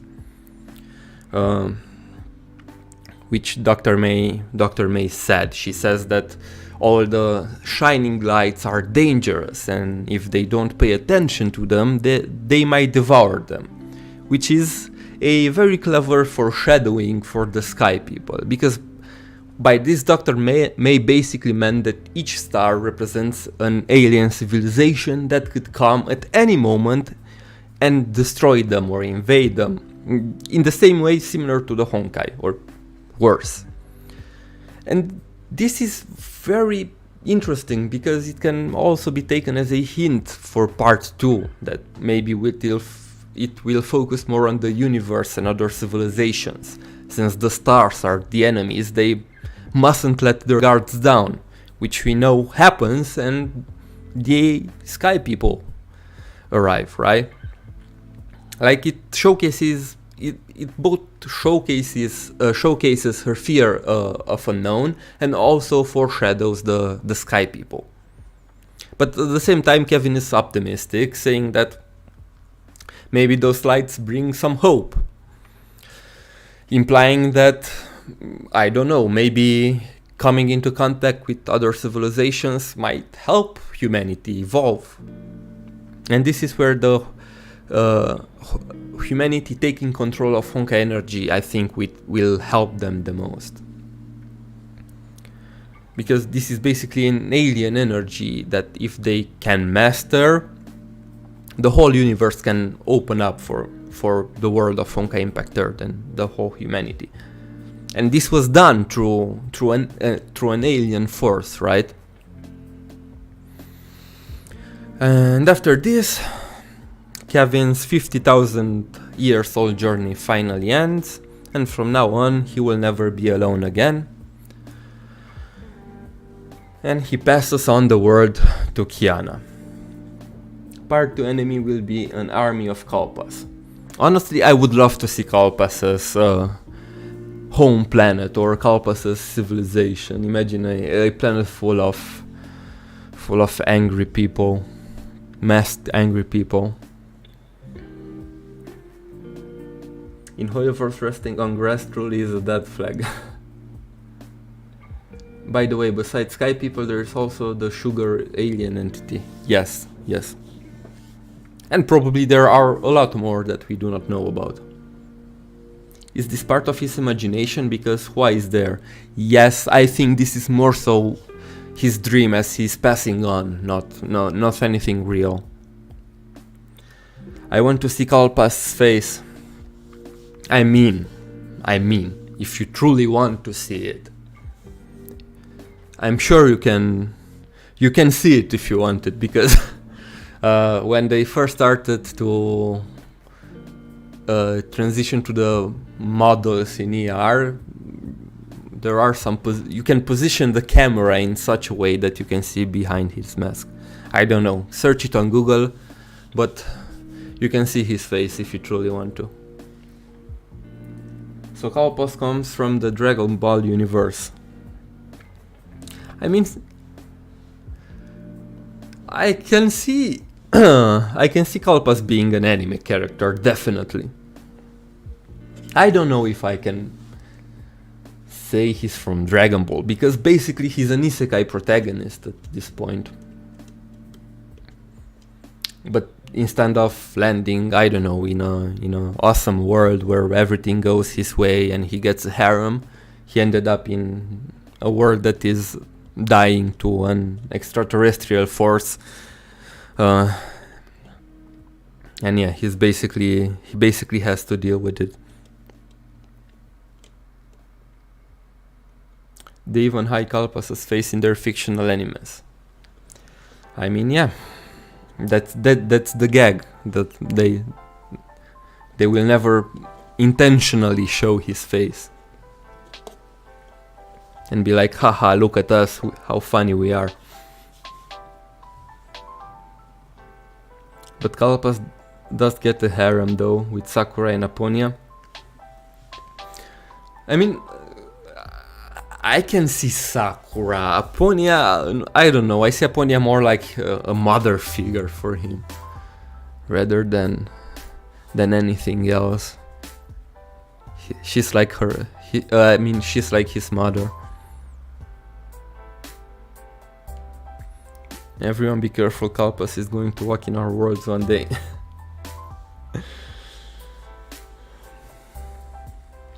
But what is if Kalpas is not an alien just because he's strong? I mean, Aponia kinda can see the future before she became a mantis and Kevin beat Honkai. I mean, I don't think they said that he's an alien because of his strength. Mobius literally says that he came crashing on a meteorite and that he's not from this planet. I mean, it's not... Sure, the fact that he has a superhuman strength raised some flags, right? But I think they were able to determine that he really isn't from this planet. But this is again a very, very subtly conveyed information in the English localization. I talked with some people that played the game in Chinese, and apparently in Chinese they are a lot more direct about his origins, when Mobius literally calls him an alien.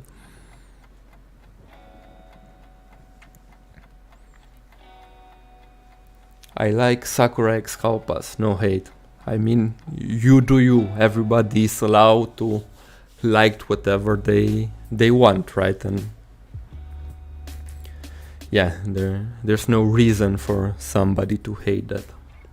Is Kalpas even a human? I mean, in a sense he's kind of a human, but he's not necessarily from this planet, so yes and no. Okay, and let's go move on with Kiana becoming the new goddess of Earth. She's face to face with the cocoon of finality, and she calls out to him, but there is no response. Then again, some thoughts appear inside her head. And she says again, right, that the cocoon is a mirror of yourself, and how you decide to embrace humanity is how the cocoon will embrace humanity. And since Kiana is now the complete Herrscher of finality, the cocoon will reflect her embrace.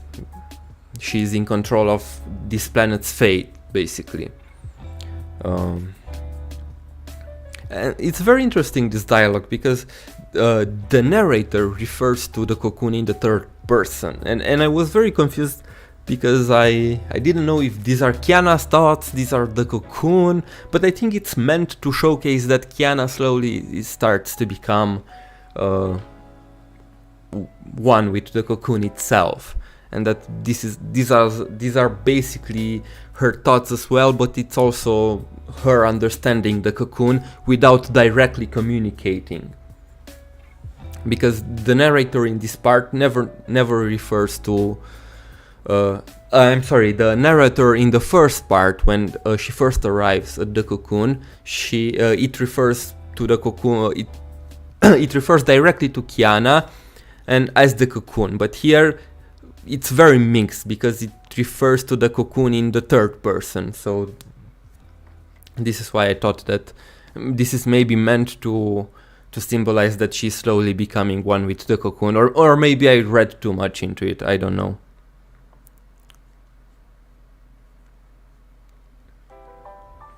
Why Mu not exist in the current era? I mean, interestingly enough, Mu is based on a real fictional continent that for a lot of time was thought to be Atlantis. And in the past, some biologists, some researchers, some geologists thought that Mu was a real continent that existed in, I think it was in the Pacific, but there's no real concrete evidence to backed up by science to confirm its existence, so it's most likely just made up stories. But yeah, the continent of Mu in the game is based on a real fictional place. By the way, they really need to use different terms. Some terms are the same and overlap, like finality, cocoon, and mod. Yeah. I mean, the English localization from Honkai, at least when it comes to terms, messes up a lot of things.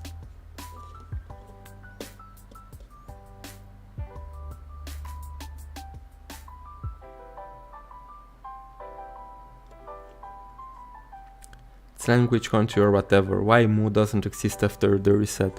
I have no idea. They maybe chose to not include it, or maybe the fact that the whole continent in the previous era basically fell into the Sea of Quanta made it so that when the planet resets, it won't be there anymore. I don't know. I don't think there's an answer to that. Do we know more about Alicia's origins, like the whole Vladivostok lab and the crystal bed? I mean, we don't know anything very detailed. Her origins are... Anything we learn about her origins is presented in chapter 31, right? So what we get there is all we know.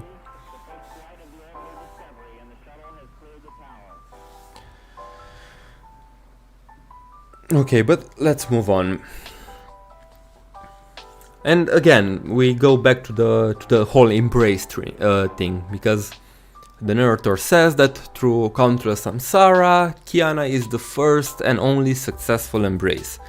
And again, what does embrace mean? Don't take it literally. Embrace is basically a way for finality to coexist with humanity. And the cocoon tried to do that through Herschers. Initially it tried to force humanity to adapt to itself and evolve to itself. Oh my god, they are really taking a lot of screenshots, huh? But now that Kiana is the Hersher of finality, she gets to choose how this embrace will happen. And Kiana chooses to stay on the moon, right, and work with the scientists, with the scientists from AE, from Shixel, to find a way to, instead of adapting humanity to Honkai, adapt Honkai to humanity, so they could coexist, so that the embrace can happen. And the whole plan is basically, let's find a way to transform Honkai into an energy source that we can use. And in APHO2 we already see the moon ring, right, which is basically a device that converts Honkai energy into regular energy. meaning that in these years they made some progress, and I'm sure that there is more that we will see in the future. It was retconned that the fourth divine key restored Earth. That's a really complicated question. I don't know. I really don't have an answer to that. Because yes, in the beginning the fourth divine key was presented as this giant satellite who was tasked with restoring the Earth to a habitable place after the Herrscher of Finality destroyed it. But now we know that it was actually a samsara, meaning that it's a cycle. The Earth was back to ground zero, so it will naturally evolve to have life again. Does that mean that the fourth divine key was retconned? I don't know. Maybe. Mobius probably died when Finality descended on Earth. Yeah, I also think that Mobius truly died. I mean, I know that they gave off some hints that she might be alive, but I also think that she died. She died in the final moments of the previous era.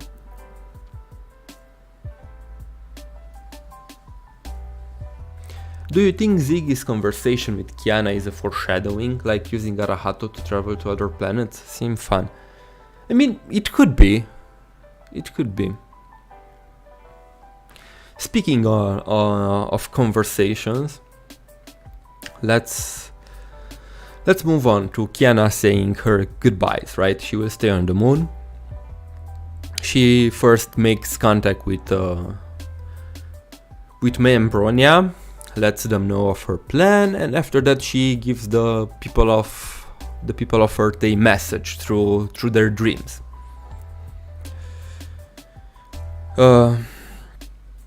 And after that she starts, the voice, the narrator in her head is basically showing her how to use the authority of finality to get into contact with anyone from Earth that she wants to speak with. And through this power she established contact with her family and friends. And first is Teresa. And Kiana tells her that it will take a lot of time and problem solving.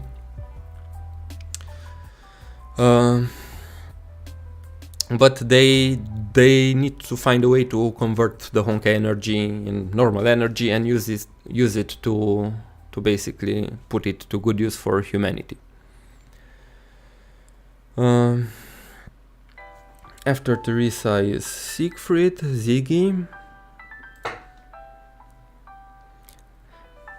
and here we have Ziggy remembering the time when he went to the moon with Welt in the second eruption and how stunned he was that Welt didn't need a spacesuit.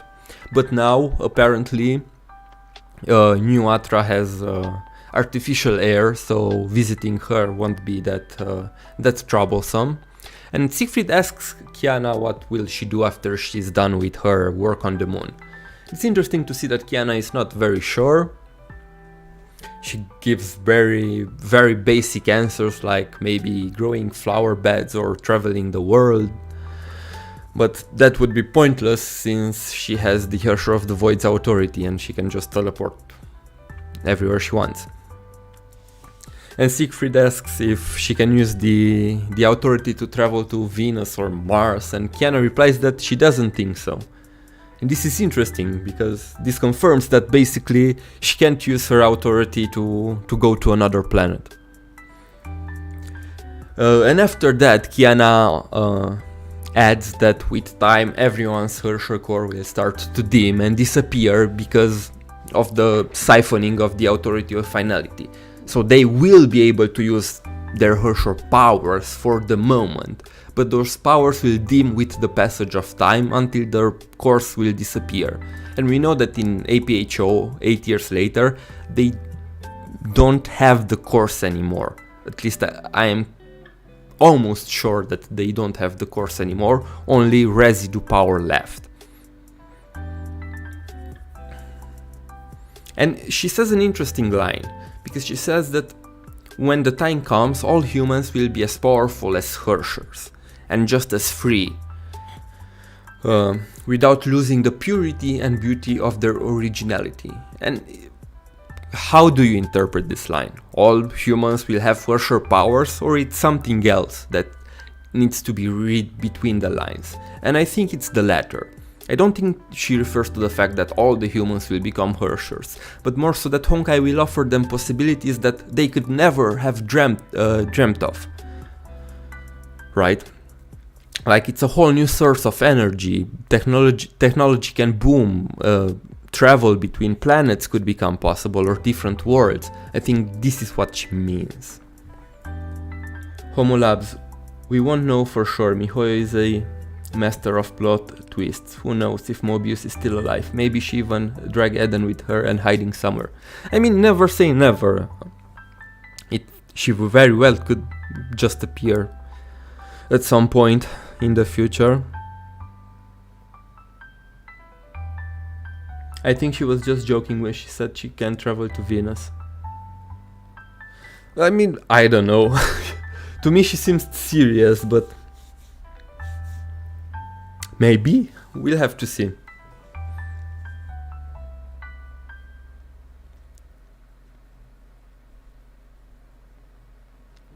Will Kiana also lose her course in 10 years? I don't think that Kiana will lose her powers, because she's basically the finality itself. She's the concept.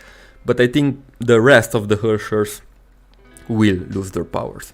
I don't know what will happen after they convert the Honkai energy. I really can't imagine and don't know what will happen. But I don't see her just reverting back to a normal human. We'll just have to wait and see. Okay, next is Judo, and with Durandal, they just talk about normal things, nothing really important here. Same with Fuhua and Senti. The only thing worth noting with Fuhua is that she mentions that she will travel around with Senti and show her around. And yeah, that line from Kiana, in which she is worried because she doesn't know what will happen with Senti due to being less Honkai energy around. And last but not least, we have Mei and Bronya. But instead of using her powers to contact them, she goes to the train station and meets them in person. Bronya wants to say goodbye first and leave Mei for last, and she promises Kiana that they will play co-op games together every night. Then Mei goes on a whole tangent about video games and talks about the fact that the purpose of a game has always been to induce a type of feelings inside the player, be it victory, beating a level, or just playing the game itself. And all she hopes for is that no matter what purpose the player has, he or she can derive simple joys from playing, which again can be taken as a commentary from the devs about their game to the players. Then Mei brings back the moment from the mind space in chapter 32 when they said that they would come home together, but now even though they can keep in contact and visit each other, it's not the same as going back together. But then again, they had the whole moment in chapter 32 to prepare us for this moment, to still themselves and show us that they have grown, and Mei is ready to accept Kiana's decisions and not just stop her if she thinks that they are not the right ones. Now that they're finished saying their goodbyes, Kiana has to take upon herself the power of the cocoon, and Bronya jokes that she might get on the wrong train and asks Mei to help her out until the end. And before leaving, we have this very sad moment where we can see tears in Bronya's eyes, which again was a very nice touch, because in the beginning Bronya was portrayed as this girl who suffered the consequences of X10, the experiment, right? And she basically was deprived of feelings, and she was almost like a robot. And it's very nice to see that at the end of their journey, she is the one who cries, who shows the most emotion. Homo loves. Its power of origin will also fade with time because it has no core. I think that all the authorities will fade with time.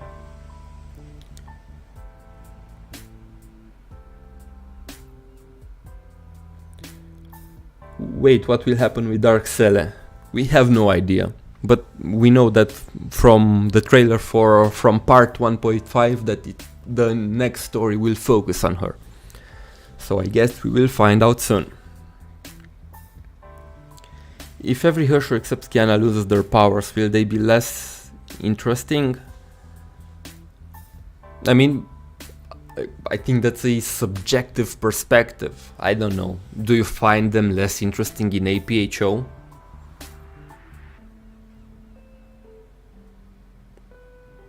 Do you think Kiana will be dead or temporarily unavailable?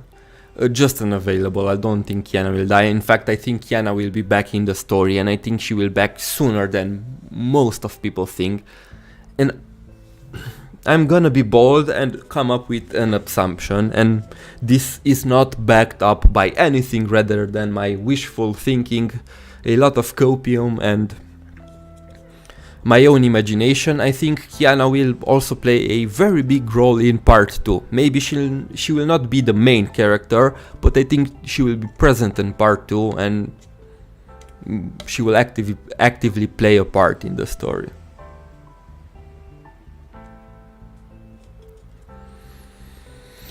Okay, and after this only Kiana and Mei remain. They walk to the station and wait for the train that will take Kiana back to the cocoon. And Mei tells Kiana about her plans, that she wants to become a teacher, basically because she uses the fruits and flower analogy, but basically she wants to protect and guide the new generation, and most importantly impart to them lessons that she got from Kiana. It's her way of keeping her legacy alive and make a world a better place. And as we see, a train whistle interrupts the girls chatting, and they are slowly pulled into a white screen where they basically, as Kiana embarks on the train, they say their goodbyes. And this is the end of part 2.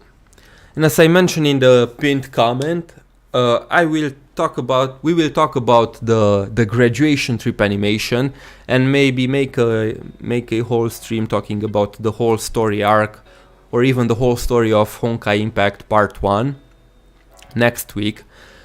And I don't know if you will have time. I was thinking that maybe we could do even a tier list. That would be fine, huh?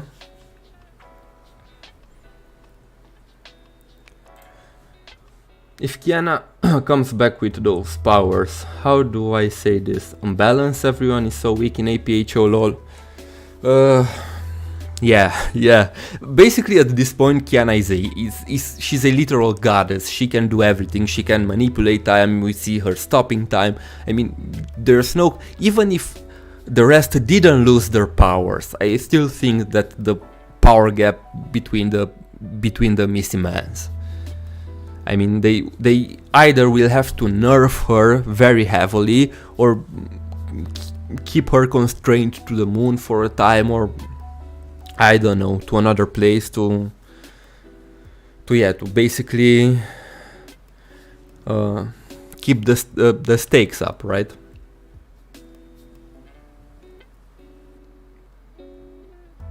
But yeah, it will be interesting. Okay, and we are basically done with the recap. For now, I will switch back to the game.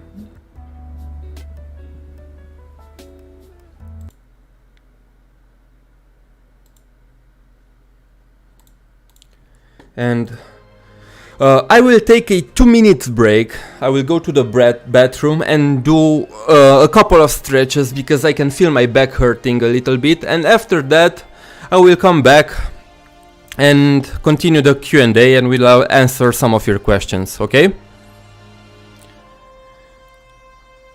Let me put be right back.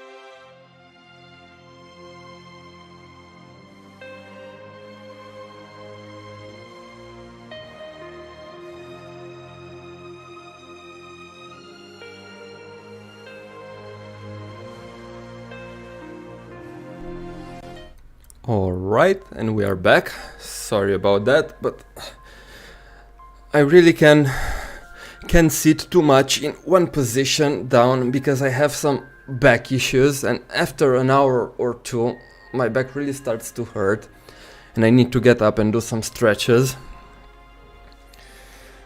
But we are fine now.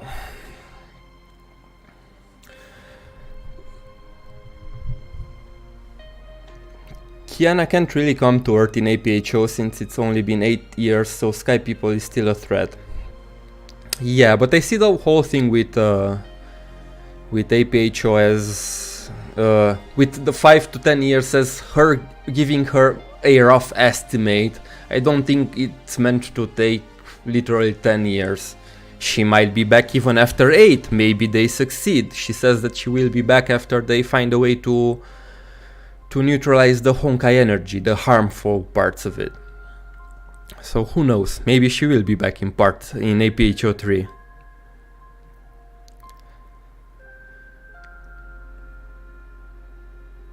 Kiana said 5 to 10 years, which means during APHO 3 would be fitting. Yes, it is within the timeline.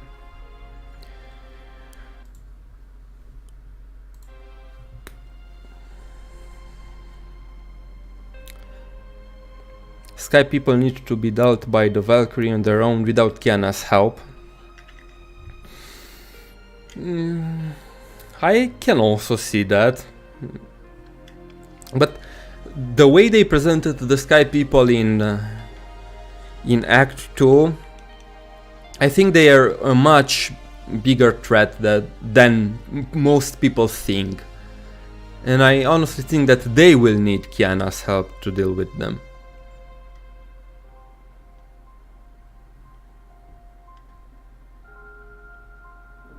Maybe Joffrey will be a main character for part 2. I mean, that would be interesting. Basically, we'll have Welt Joyce as a main character. I'm down. I'm down for that.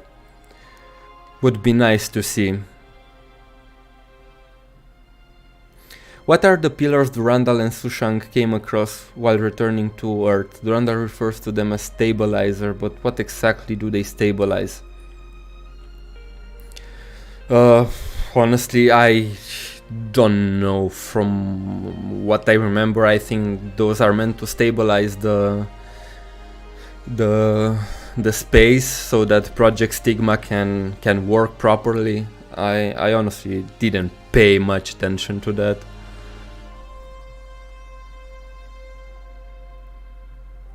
May said Kiana is somewhere that they can't reach, so maybe she's not even on the moon anymore. I mean, anything's possible. I don't know. I still think that she's on the moon, but who knows? We'll have to wait and see. Because you have to understand that when they came up with APHO, I'm sure that they have a rough idea where they are going with the story, but I don't think that they had everything planned out, right? So you may see inconsistencies in what characters say, especially in APHO 1, I think less in APHO 2, between they say then and what is happening now and what will happen in the future.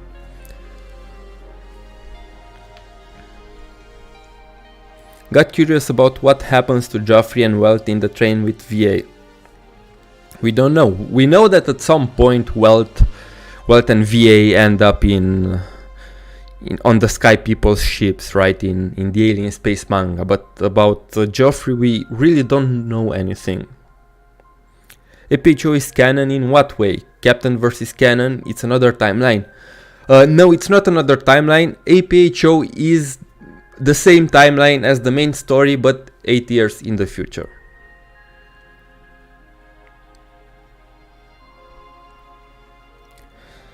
Sky People don't attack when Kevin is still alive, and later when Kiana's on the moon, or maybe not on the moon dead. If you remember, Neko, if you remember Alien Space manga, I am pretty sure that the Sugars mentioned the fact that the alien people don't attack civilization they think that cannot beat. And we know that they were very of wealth. They considered Hershers a threat for them. So of course they would not attack when there's Hershers around, because they basically fear them.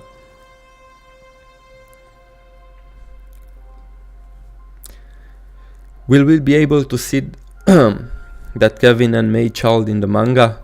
You refer to Adam Kaslana? I don't think so. I don't think so. Modifying old stories part of Mihoyo culture, lol. I mean, yes, they have quite some retcons. Thank you for subscribing, Ton. But you have to understand, when they started the story, they really didn't have anything concrete planned. They even say in the documentary, right, that the story was an afterthought. They just wanted to. Honkai Impactor was such a big ambition for them that they just wanted to make the game playable. They didn't thought anything about the story. And of course, as they started to have bigger and bigger ambitions and wanted to take the story to higher grounds, they paid the price for not focusing on it in the beginning, and thus a lot of inconsistencies and retcons appeared. But in hindsight, retcons are, if done moderately, are not a bad thing, because they basically show that they have higher ambitions now, and they are willing to change some aspects of the story to better fit their new vision. But that's a good thing in my opinion, because that means that they have more ambitious plans for the story, and that's a good thing in from this point of view. Homolabs, to be honest, I don't remember the Alien manga much. I read it long time ago. Fair. I still don't understand why they decided to write a sequel APHO before they even fully knew their details of how the main story goes. It kinda reminds me of all the weirdness of Star Wars. Yeah, one thing about Honkai team is that they are very experimental, and not just with the story. The game itself, they are not afraid to take risks, to change things on a whim. They just have this idea, hey, what if we try to tell this story from 8 years in the future, while we still tell the current story. And you even hear them that they said that a lot of the times they just want to try new things, they just want to experiment, and they themselves are not sure if their decisions are good or bad. But honestly, this is one of the things I really like about Honkai Impact 3, the fact that they are not afraid to take risks, right? And of course, sometimes they mess up, sometimes those risks don't pay off, sometimes they make mistakes, but again, it's nice to see that they are trying and they do not confine themselves in a safe bubble, you know? I personally like that. Maybe others do not like that, and I completely understand. Homolabs, how do you feel about chapter 35 part 2 overall? Overall, I really enjoyed it. I thought it was a very good finale. Not perfect by any means. I can totally see why some people didn't like it, and I can understand. But for me it was good. Like I said, a solid 8.5 out of 10. On your opinion, does Silver Wolf from Honkai Star Rail is our Hexer? No, it was confirmed in the recent Honkai Star Rail event. They are different people.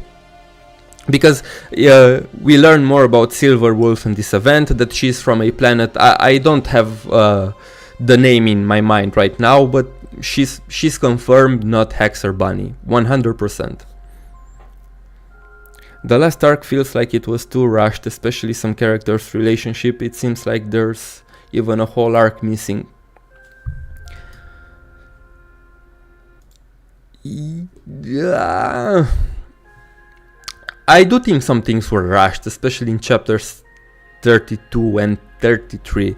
I think the pacing was a lot better in the last two chapters. About missing arcs, again, I think that story would have benefited for one more arc. That is something that, for the overall pacing, that is something that I agree on. But I think they also had restraints, like they wanted to focus on part 2, they wanted to make that engine update as soon as possible, so they had to wrap things up and move on. So maybe they were forced a little bit to rush things. I wouldn't say that's impossible. Okay, I see I have my first bot in the chat.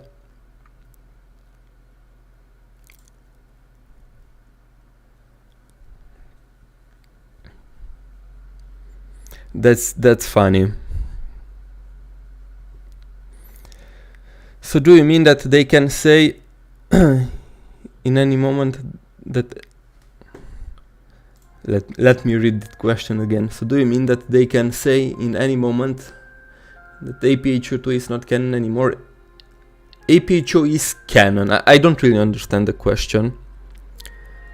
Fear making depressing story is not impossible. You should see Honkai Gaku, and this is whole depression is despair. Yeah, I know. I try to, even though I don't play it, I try to keep up with GGZ, even though I don't really fully understand the story. But I try to sometimes take a peek at their subreddit or go and see what's happening in the story. And from what I saw, they are also in the ending of another big story part, and things are pretty dark. I read a small story summary of what's happening right now, and oh my god, it's way darker than Honkai Impact 3rd. It's a good chapter, 8.6 out of 10, but it's not satisfied me. There's more stuff that I personally don't like. That's fair. It's fair, Neko. I like it. I like that too, although sometimes it all feels very improvised and I don't know how to feel about that. Yeah, it can definitely give you that. I always said that Honkai gives me this feeling that it's not a big company behind it, like Hoyoverse. They are just some random otakus that are making a game from their mother's basement.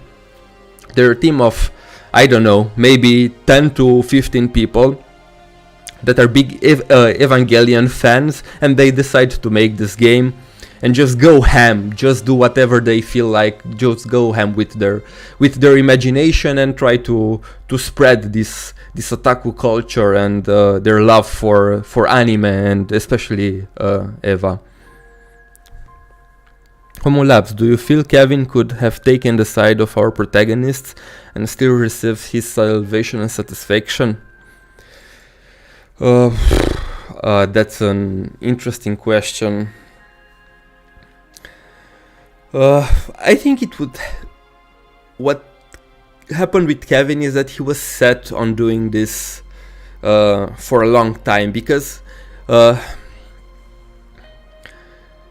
Kevin, from my perspective, saw himself very similarly to how Aro saw himself. He saw himself as a sinner, as someone who let the people that he held dear down, someone who didn't deserve a happy ending and to be saved. And you can see this in his dialogue with Durandal the most, when he says that the hard part for him would not be to integrate in the new world. He could do that very easily. The hard part for him is to let go of everything he experienced. So I think this ending is more fitting for him. It's more in what he would want it to happen, because this basically gave redemption to every bad thing he did. This is the salvation that he desired the most. Homolab, some people just refuse to accept APHO is the future of the main story, even though Mihoyo confirmed and gave us multiple hints. Yeah, I know. That's why I always hesitate to say that APHOS is canon, it's confirmed, because there's always someone, no, you're wrong. I wish GGZ was still on global, I would love to play it so much. Yeah, me too.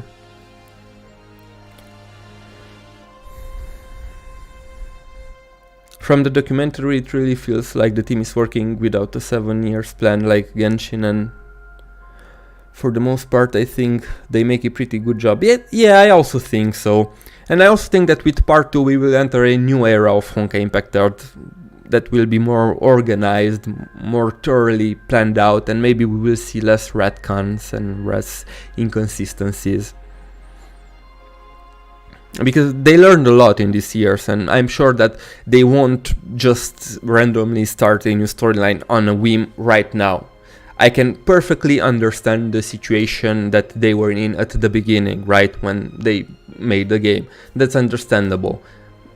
But I really feel that part 2 will be way more organized, way more cohesive.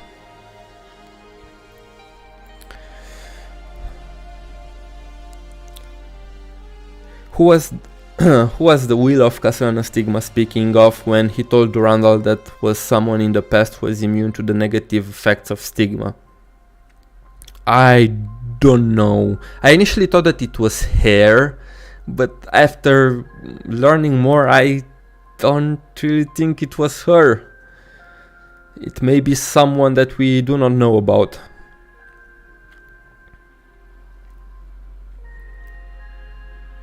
More so than Evangelion, this last one felt like Gurren Lagann.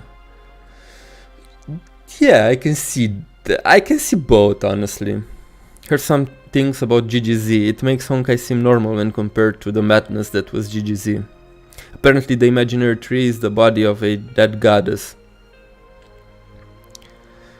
Yeah, GGZ, it's wild.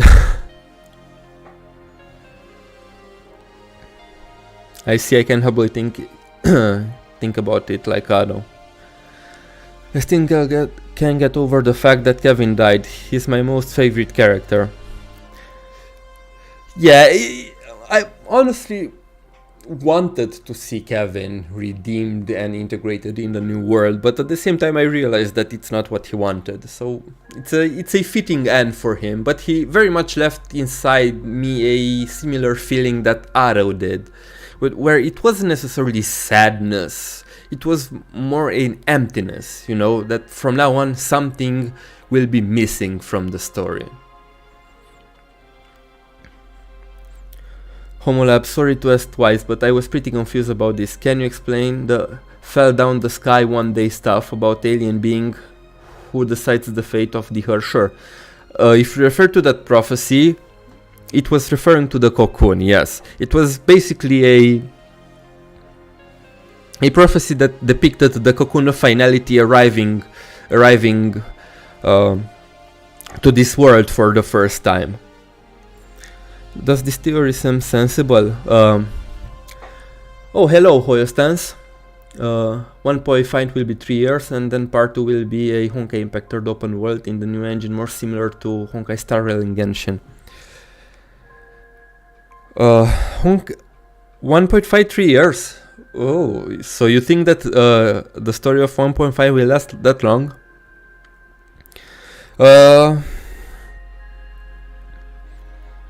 I mostly agree. Maybe I know that they said in a live stream that the new storyline will be 3 years, but were they specifically referring to 1.5? Because I thought that 1.5 will be just a story arc transitioning, and part 2 will be 3 years. But if I didn't understand it correctly, and they specifically said that 3 years for 1.5, then yeah, it might be like that.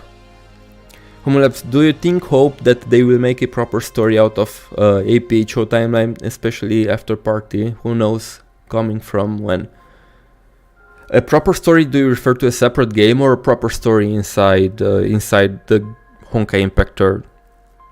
Because I can see APHO becoming part 2. So I don't know, maybe.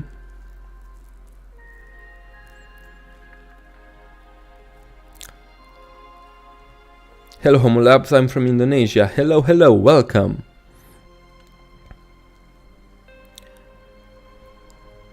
What exactly happened to Grey Serpent Lamau? Like everyone got fired from their jobs at the end, even Jackal is outlawed.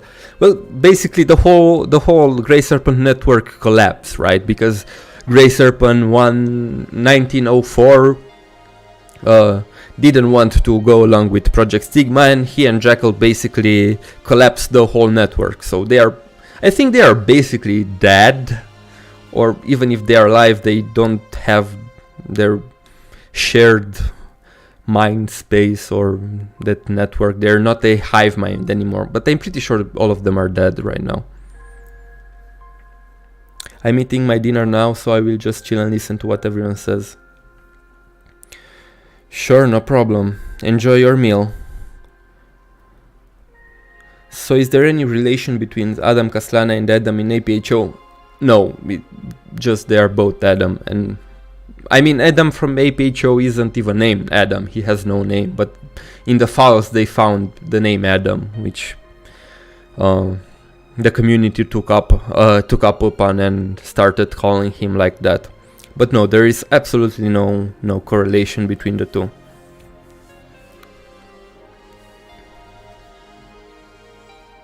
I think part 2 will be a time skip into APHO time. Maybe. I wish that Kevin got his own animation, to be honest. Yeah, I saw a lot of Kevin, of people that like Kevin, right? Disappointed by the fact that Kevin didn't get his animation.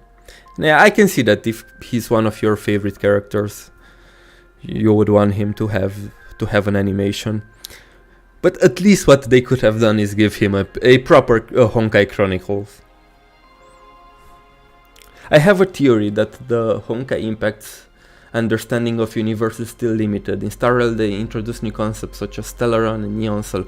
Yes. Well, imagine that the world of Honkai Impact Earth never really had any contact with other worlds, right? Very limited. We had the Sugars, now we have the Sky People, and we had this malignant force from a higher dimension constantly resetting the world. So it was very hard to the world of Honkai Impact Earth to get any contact outside and see a bigger picture, right? So yes, our understanding is very limited. The difficult and fun part of the Honkai universe is that we barely even get into info about it from a reliable narrator. Usually it's just characters spitting theories. Yes, I agree.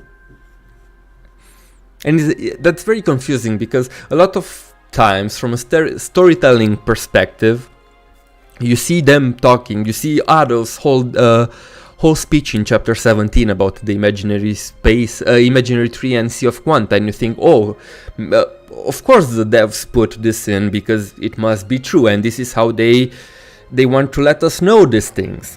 But it turns out that no, because the way Hoyoverse does things is that they never give you a direct answer. They are always, no, this is just Ado perspective. Look, these things are actually like this or like that. There's a bigger picture. So it's very, very difficult to take someone as a reliable source narrator for anything in the story. Do you think an event that will connect MiHoYo's GGZ, Honkai Star Rail and Genshin could come sometimes in the future? Directly connect them? I don't know. From my understanding, I may be wrong here. Maybe more people that are more versed into GGZ lore can correct me if I'm wrong. But from my understanding, there are some events in GGZ that directly connected with Honkai Impact Third. And I mean, like canonically, not like we had the Genshin event in Honkai. But I don't think they will do this for more popular games, because directly connecting the stories of the games opens up a whole new can of worms that many people will will lash out about that and will not appreciate. Because a lot of times, if you remember my Grisio tier video, my Grisio being the primordial one, that's the video I got the most hate on. And it wasn't because the video was bad or anything. It was from players that didn't want the two games to merge, to basically share a common story. Homolab, was there anything in the final chapter that you felt they could have handled better? To me, it was how the whole Aichan, Hyperion Captain vs. the Herrscher trio go fight Kevin. I'm not opposed to fourth wall breaking, but I think there should have been more. Yeah, I agree. I also think that the fourth wall breaking could have been done better. I also agree. 100%. Is there Honkai in Honkai Star Rail, considering Sue wasn't able to find a single word without Honkai? We don't see Honkai itself in Honkai Star Rail. It is mentioned by Welt multiple times in Honkai Star Rail, but for now we haven't seen any world that is affected by it in Star Rail. Otherwise, I felt the finale was satisfying, though. That was the only complaint for me. What do you mean? Genshin is obviously just a game Ada and Welt developed together. True. But the way I interpreted that is that it's not really Genshin, it's more like an amalgamation between Honkai and Genshin. That the two of them developed. But imagine going imagine making a video and saying that Genshin is just a game in the Honkai universe. I would probably I don't know, I would probably get death threats on that. Get my head cut off by somebody. I don't even want to think about it. And yeah, that's why I'm very careful when trying to connect. I'm more easy with Star Rail because they are both Honkai games, right? So people are more lenient towards them being connected and sharing a story. But with Genshin, from my experience, I always got a lot of hate when I tried to point connections between the two games.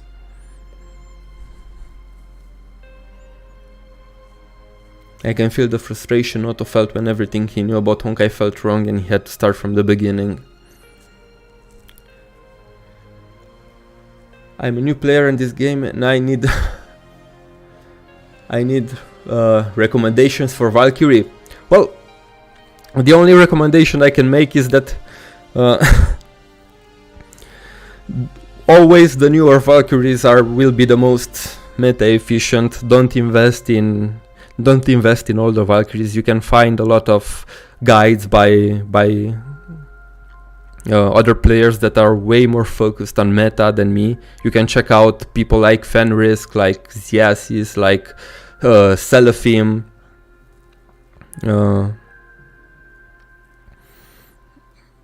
They give good advice for newer players. Some people are so against Genshin being a Honkai spin-off that the World XP became popular. Right, and I don't want to hate on it because I understand why they do it and why the word exists. For me, it was a shock when I saw the word XP used for Star Rail. Like, they are not really exported characters, because if you understand how the Honkai universe works, again, it's not an exported character. It's basically how the Honkai universe works. It's each universe, it's a different reflection, right, with the same characters appearing over and over. And I feel like the term, it kind of works with Genshin, but I don't think it works that well with Star Rail. Homolabs, what is your favorite male and female character story-wise? Okay, this is a difficult one. Male, I would say, from purely a story perspective and as a character, Ado. And female, it's between Kiana and Bronya. I cannot choose, honestly. Homolabs, do you think they gonna mention Sue in the future? I hope so. I mean, it's not impossible. I can see a future where Sue will appear again in some way, shape or form. Maybe we get to see the evil female Sue in part 2. It will be it would be pretty random just to drop her out of nowhere. Yeah. That would be funny. I think Star Rails, Eons, or Stellar on Energy is Honkai imaginary energy, but in a different. It's different. Honkai energy is not the same as Stellar runs because we pretty much get confirmation of this in this latest beta. I agree that they are both some kind of energy that functions on imaginary principles, right?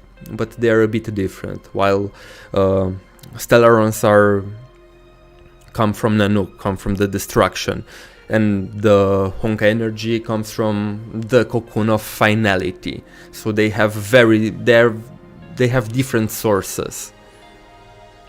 But the basis, they are both imaginary in nature, but they are different because Welt points out that Honkai in itself is, at least on Earth, doesn't come directly from an Eon. Like I said last time, I still think that Terminus is somehow connected with the cocoon of finality. And yes, maybe the Honkai is not directly Terminus, but I think there's a connection there.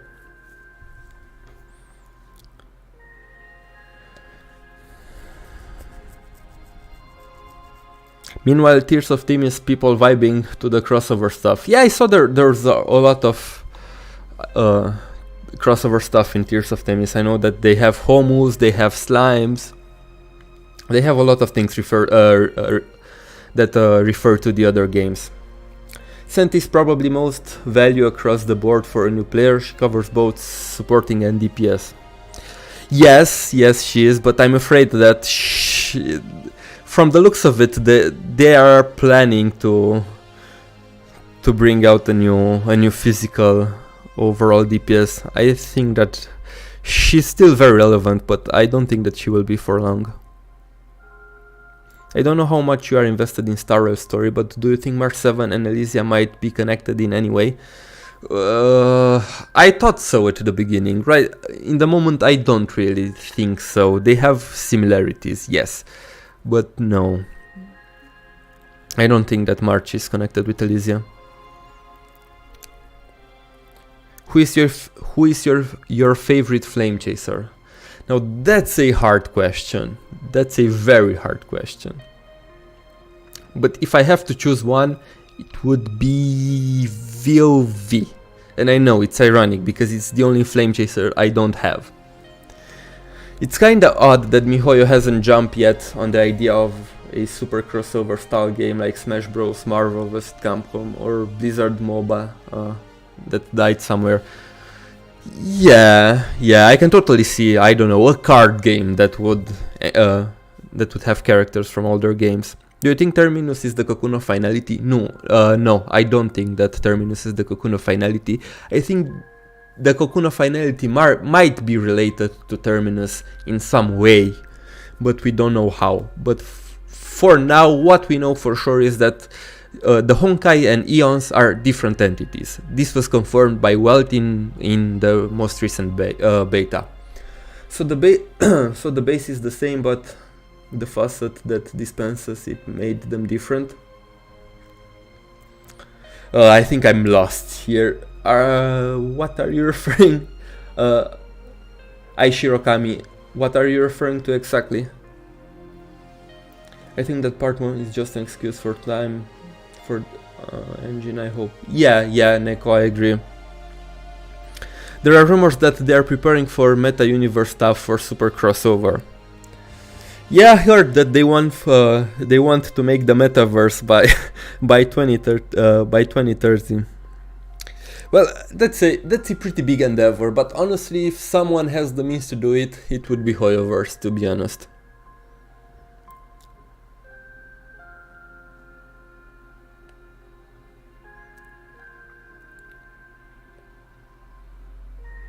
Homolabs, what are your top 4 chapters now that part 1 is almost over? Oh yeah, that's hard. And I wanted next week to do a tier list with every story arc in part 1 and figure this out then. But if I have to choose, if we are not judging, let me read the question again to make sure. 4 chapters. Okay, we are judging by a chapter basis and not arc basis. If we are by chapters, number 1, 17, number 2, 25, number 3 and 4, it's honestly between 28 and this one.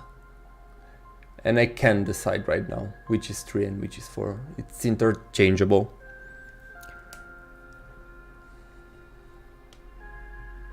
The cocoon may be a minion of Terminus. In some way, not necessarily a minion, but more so a power derived from him. Because after Wealth confirms that indeed Honkai and Eons are not the same, he has a very strange line in which he says that the universal powers can very easily be confused because even a servant of an Eon, an emanator, or has the power to destroy galaxies, and he gives the Lord Ravager as an example, and we know that a Lord Ravager is basically an emanator of destruction.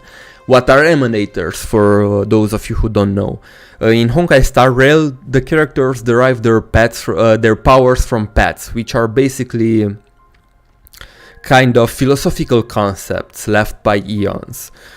But sometimes the Eons grant powers directly to people, right? And those people that get their powers directly from the Eon and not from the pet are called emanators. About the Sky People, Lucani was just that tower boss at the end, right? He isn't like the leader of the Sky People. No, I don't think that Lucani was the leader of the Sky People. I think there's more of them. But what Lucani showcased is that the Sky People are a much more advanced civilization than the people on Earth. Way, way more advanced. So it will be really hard to get rid of them. More Bronia equals better chapter. In retrospective, it's funny how Void Archive said that main cast had never fought anything on the scale of Lucani when they had defeated Kevin with the power of finality. Yeah, that's a very interesting line. Again, maybe the Sky People are more dangerous and even more advanced than we thought. Maybe they are, I don't know, more dangerous than Kevin. I have no idea. We'll have to see. What I meant was that both Honkai, Cocoon of Finality and Eons both use imaginary energy, but depending on who uses them, it converts into a different kind of energy, respectively to their universe. Ah, I see. Now it makes sense. Yeah, in a very basic understanding, yes. Because we know that entities that are higher beings on the imaginary tree can bend imaginary energy, and what's imaginary energy in essence? It's imaginary, it can be anything. So will high enough to bend it can make anything out of it. And we know that these eons are basically literal concepts. They do not have a freedom to be anything beyond what they are supposed to represent. So Nanook is destruction. Of course that anything that comes from him has the sole purpose of destroying, right? Meanwhile, the Cocoon of Finality seems to be more so trying to imitate human concepts, right? That's what Hershers are. They are in a way similar to Eons, but Hershers are not bound to that concept alone. They can exist in reality. They can be more than just a metaphysical representation of a concept on a higher dimension. They can exist in the real world. And sure, they have authority over set concepts. Maybe not at the same level as in Neon, but it's very interesting how they mirror each other. Homo Labs, yes, Neko, I know.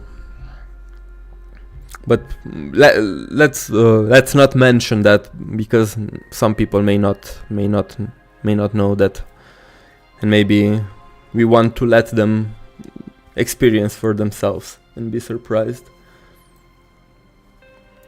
Why do Earthlings not have pets like Star Rail characters? Like all of Southern World has a pet. Yeah, well, I think that pets are basically a conviction, or that when you are made aware of it, you can tap out, you can tap inside it. Maybe the people in or maybe the pets do not. I still have to learn more about Star Rail and how the pets work. That maybe those pets do not are not present in the world of Honkai Impact 3rd. Or maybe you have to be aware of it to tap into its power, and nobody told the people on Earth about their existence. I don't know yet, because it's very interesting that Welt mentions that his home world, the world of Honkai Impact 3rd, is not on the path that the Star Rail takes, right? The Extra Express is not on the Star Rail, so that means that he cannot return home, because the Astral Express has no way to go there, because it's not on its path. Maybe that has some kind of connection. To be fair, Kevin was holding back a lot until the main characters were ready for him. Yes. Isn't it implied that the Sky People beat or circumvented Finality 2 themselves? Yes, it's basically implied that they did what the people of Earth and Kiana want to do now. They basically took the Honkai energy and used it for themselves. They basically managed to convert it into a normal energy, which again allowed them to evolve to a point where now they can just move around and harness the energy from other civilization. Because I imagine that in their world, maybe the Honkai they used all their Honkai energy. I see you're ready to get Alicia's new costume next version. I'm still torn about it. I don't know. It's either go for Susanna's gear or for Alicia's costume, and I am still not sure. At the moment I'm 50-50 on both. I'll have to see.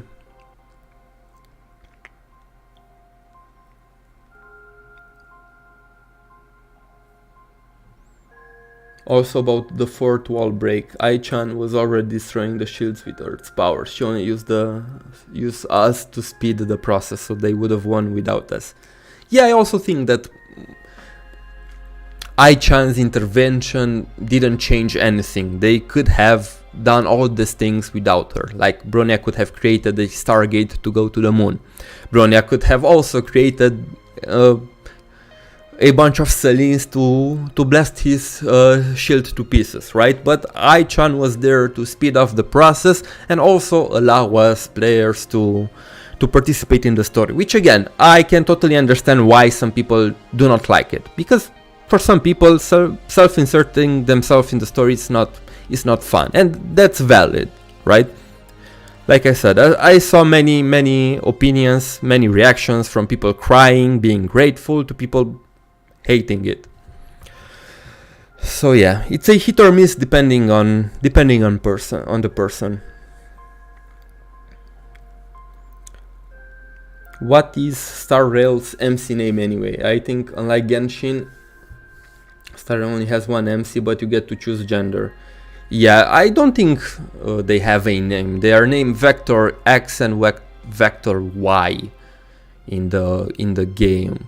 But I don't think that they have an official name besides that.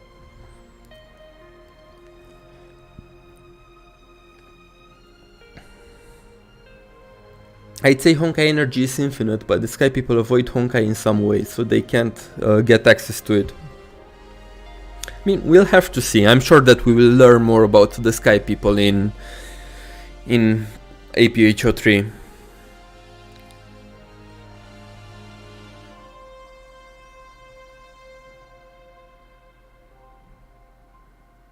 I'd say right now that we didn't win for the heroes. It was a moment from the developers. I treat it neutrally, but it was also nice. Yeah, I agree. I mean, you can totally ignore it and pretend that it's not part of the story if you don't like it. But then again, I also understand that it's hard to ignore it when it's in your face. And this is, again, like I said previously, them trying to experiment with stuff, right? Hey, what if we do a fourth wall break? Let's find a funny way to let our players know that we appreciate them. And I would imagine that for other games, they wouldn't allow them to take such a risk, such big risks in storytelling and the way they are presenting it. But I really believe that, at least when it comes to the story, Hoyoverse as the company allows the Honkai team to do whatever they want. Because I remember a line from the documentary when the main IP writer talked. He said that Dawei literally told him, tell whatever story do you want to tell. And this is very encouraging and endearing to me, knowing that at least on this front they have the liberty to do whatever they want.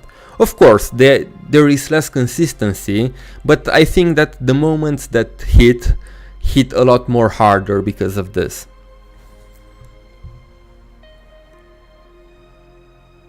What happened to Ziggy's parents and what happened to Mei's dad? Can't remember the manga. I don't think we know what happened with Ziggy's parents. As for Ryoma, we know that he was at AE's base at some point with Sinmal and Ada.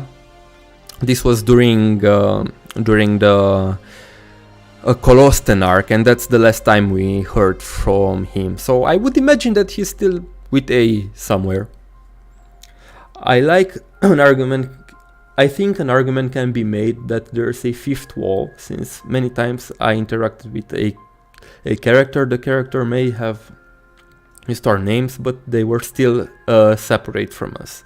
After all, the game, as MiHoYo made it, it's not the same thing Ai-chan made it. Yeah, that's true.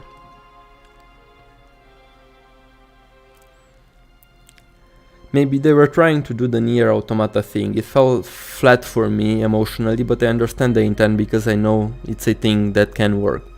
Yeah, I'm sure that they were inspired by Nier on that part. I'm 100% sure. If they managed to do it or not, I think that depends from player to player. Because at the end, the important thing about that part is if you as a player felt something at the moment, if the message got to you, right? And I think that if you have genuinely appreciated the moment and felt emotional when you saw your name there and Kiana thanked you personally, I think that for you that moment was a success. But at the same time, if it didn't work for you and you were annoyed by that moment and you felt like it didn't fit in, it wasn't a success. So I don't really want to say that it was a good thing or a bad thing. I think it's subjective to each and every one of us.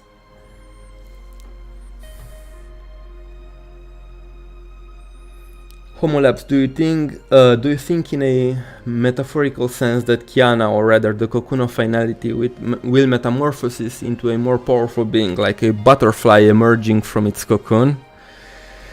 Oh, now that's an interesting question. I honestly have no idea. I don't think so. I think the next step for Honkai and for the cocoon and Kiana itself is to make use of it as a resource that it's not harmful for humanity.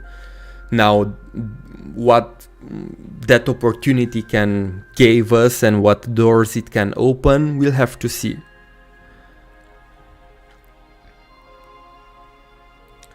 Also, what is a Kaslana? Like, we don't really know much about Kevin's origin as well. And why they are so special compared to others. Maybe there are other Kaslanas on Earth. Ziggy could have the younger brother that he doesn't know or something, since his parents aren't with him. Well, what we know about Kaslana are few things, right? They are descendants of Kevin's and Dr. May's test tube baby. They have a stigmata that is passed down through their bloodline, that makes them very hot-headed and very eager to go into battle, right? To protect people, to take initiative in the fight against the Honkai. And because of that, many Kaslana died young. And it's one of the three main houses, together with House Apocalypse and House Shariak. And that kinda sums it up.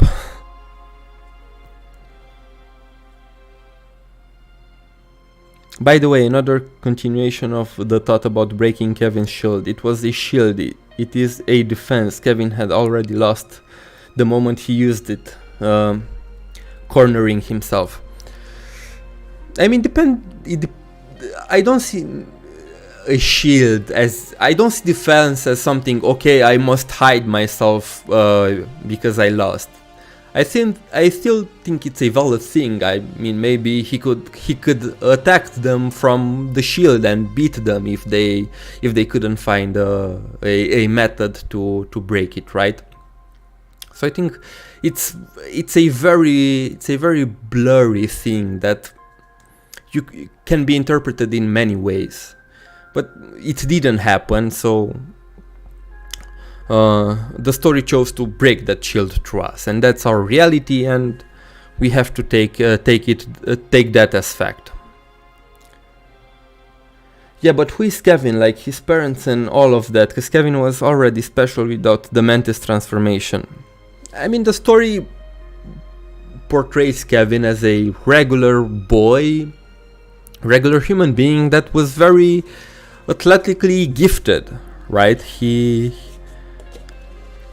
was very strong, naturally. That was his talent. And after he joined the Moth, and after he received military training,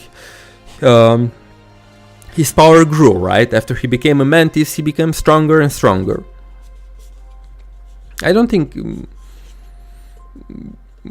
should think about him too much. I mean, from the beginning he was made to be this pinnacle of human strength, this symbol that this is the highest a human being can reach in terms of strength. Yeah, I guess. Yeah, another random thought. Do you think once or word is stabilized, will our grown up casts or people close to wealth will search for him? I don't know, but it would be funny to see in Star Rail a moment with Tesla and the rest pulling up on wealth. Tesla mad at him. What are you doing? You've been missing for 10 years. And I don't know, pick up his ear and drag him back home. Would be a funny sequence to see. Have you ever gotten an explanation of who Shariak and Apocalypse bloodline are descended from? Not really. They are probably from, at least in the Shariak case, we know that they are also descendants of their bloodline has a stigmata, right? The Shariak stigmata, and they are descendants of that bloodline. Meanwhile, Apocalypse is a little bit complicated because they are known to not. The House Apocalypse are not fighters, right? They are governing. They are known for the fact that they do not involve directly in the fight, and they are ruling through Shixel and stay in the shadows. He's just gifted as the main protagonist like the ones in all other stories, except that she did not succeed. It's funny how Taishuan trained the Hersher of the Void too, and I was on par with the development Bronya got in combat. It makes me wonder, how did Bronya's adaptability improved so much after Grey Serpent said she was weak? Yeah, that was a very, very strange line, because I remember that even in the Azure Waters they mentioned that Bronya has high adaptability, so it was very strange to hear Grey Serpent saying that she's weak.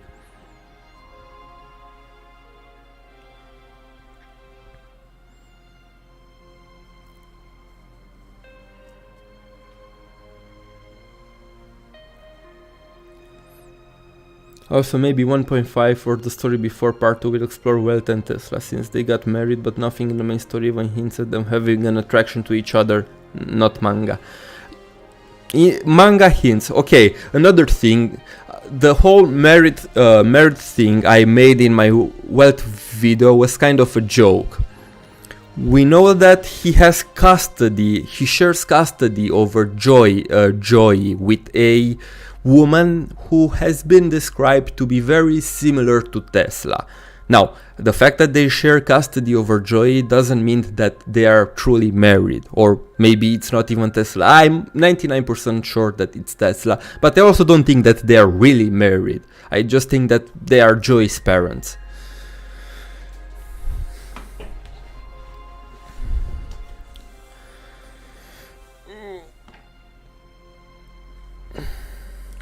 In the EX chapter before the Sea of Kwantar, Grey Serpent also singles out Bronya and makes remarks about her surviving Azure Waters. Yeah, now that you mention it, I remember. Yeah. Adam said he's a married man though? Did he? Okay, maybe that I forgot that part or went over my head. If he did, then that changes things.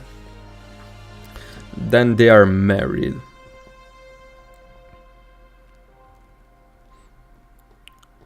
Maybe in terms of Honkai adaptability, Bronya is weak or normal in Grey Serpent's eyes.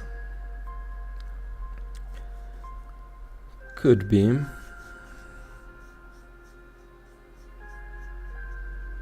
Yeah, Carol asked if Welt was single, and Adam said, you know, he's a married man, right? Okay, so they are married. Turns out I was right without trying to be in the video. Yeah, I must have forgotten that part. No, it's good to know.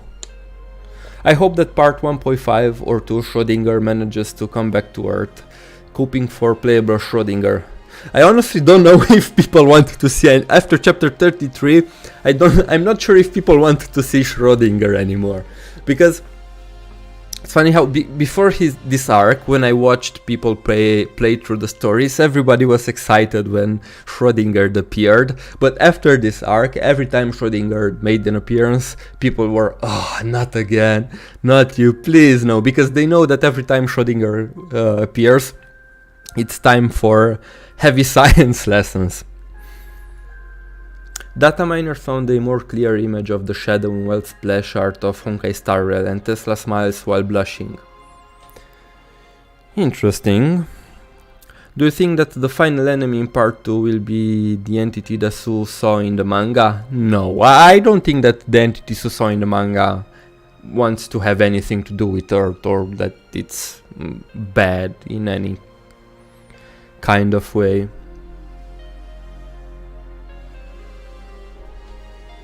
Bro, Schrödinger made my head hurt. Yeah, I can see that. Trust me, nobody knows that better than me, especially since I went through... I think I went through chapter 33 at least 3 times. And once more, just going through the most important plot points to make sure that I understand it, to make the recap video. So trust me, I know. I spent hours trying to figure that chapter out and put things together, to present it in the way I presented it in the story recap. I like Schrödinger. I also like Schrödinger, but you can't deny the fact that she can be a bit too much for some people. Ain't Schrödinger the type of person who is very pessimistic? I think more so realistic. Or fatalist.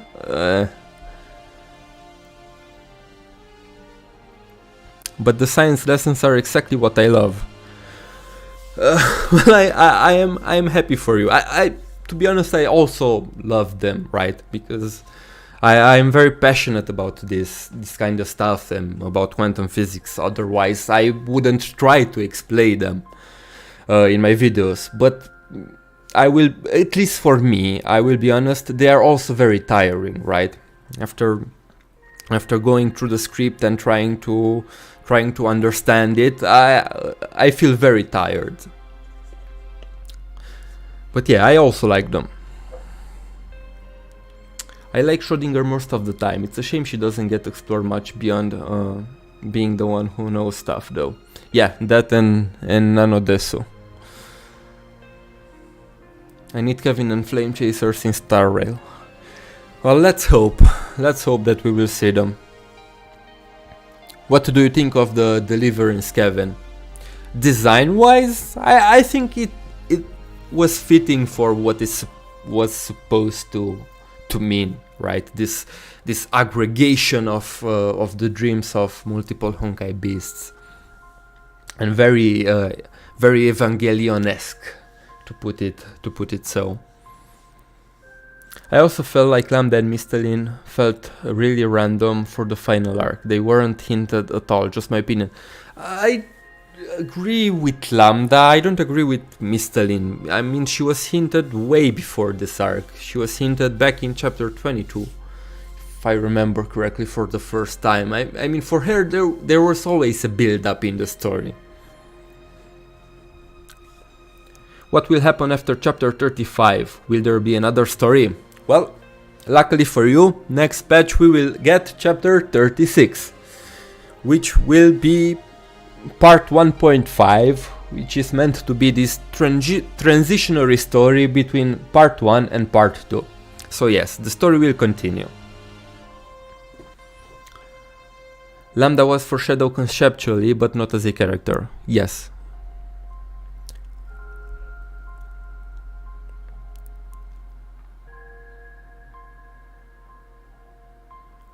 Also, Star Rail Himeko said that they were other train-like devices like Astral Express. Maybe it's Cosmic Juggernaut and the Divine Key that females will use. I mean, it could be. Do we know what happened to Prometheus after she slapped Kevin and left? I mean, she basically left with Mistalin. And I don't think this is the last time we will see Mistalin and Prometheus. I think they will be back, and I think that they will be back in part 1.5, because if you remember the trailer, at some point we see that flag, that banner, that it's very reminiscent of the banner that Mistalin uses when Bronya fights her in chapter 33.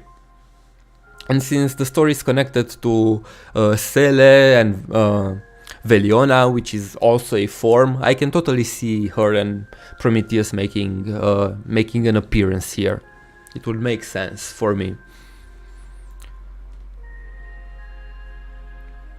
That Prometheus slaps hit so hard, I felt it. Yeah, that was an awesome moment. Also, there's that weird green tower on that weird planet in the trailer. Is that the moon or some other planet? Looks super new.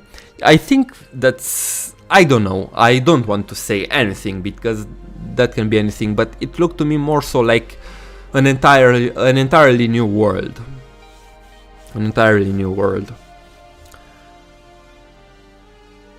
Hansen's performance as Bronya and as Promi was stellar. I haven't yet played this arc in Chinese, but I'm looking forward to maybe not play, but see some other streamers that play in Chinese. Like I know Kadla plays in Chinese, and I'm very interested to hear the Chinese VAs. Homo, do you remember they said that they remodel or something the second key? I don't remember what chapter, but maybe that's why the train looks a bit different. I think that was at the end of chapter 28, but from my understanding the remodeling is already done, because they used the cosmic juggernaut in this chapter to retake the space of Earth from Project Stigma. But it's true that we did not see the divine key, so maybe. What do you think of the background? What do you think of the background change? Do you refer to the fact that we have Kevin's palace in the sky shatter in the background? I think that's a really cool detail, and I like it.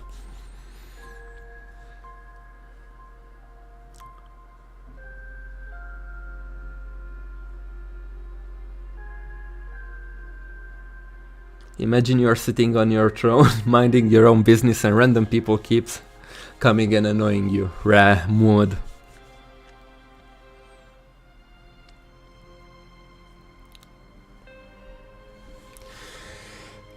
Okay, I think this is all for today. I have to get something to go and buy something to eat, because it's Sunday and the shops around here will soon close. But I will be back next week with both a new video, which will be the story recap for chapter 34, and a new stream. And next week we will talk about the graduation trip animated short, and we will share some closing thoughts about this arc, about this part. And I thought about doing something fun, and I want to try to do a tier list with all the story arcs in part 1. That should be fun. And again, hang out and answer some questions. Anyway, thank you very much for being here, and I will see you guys next time. Bye bye.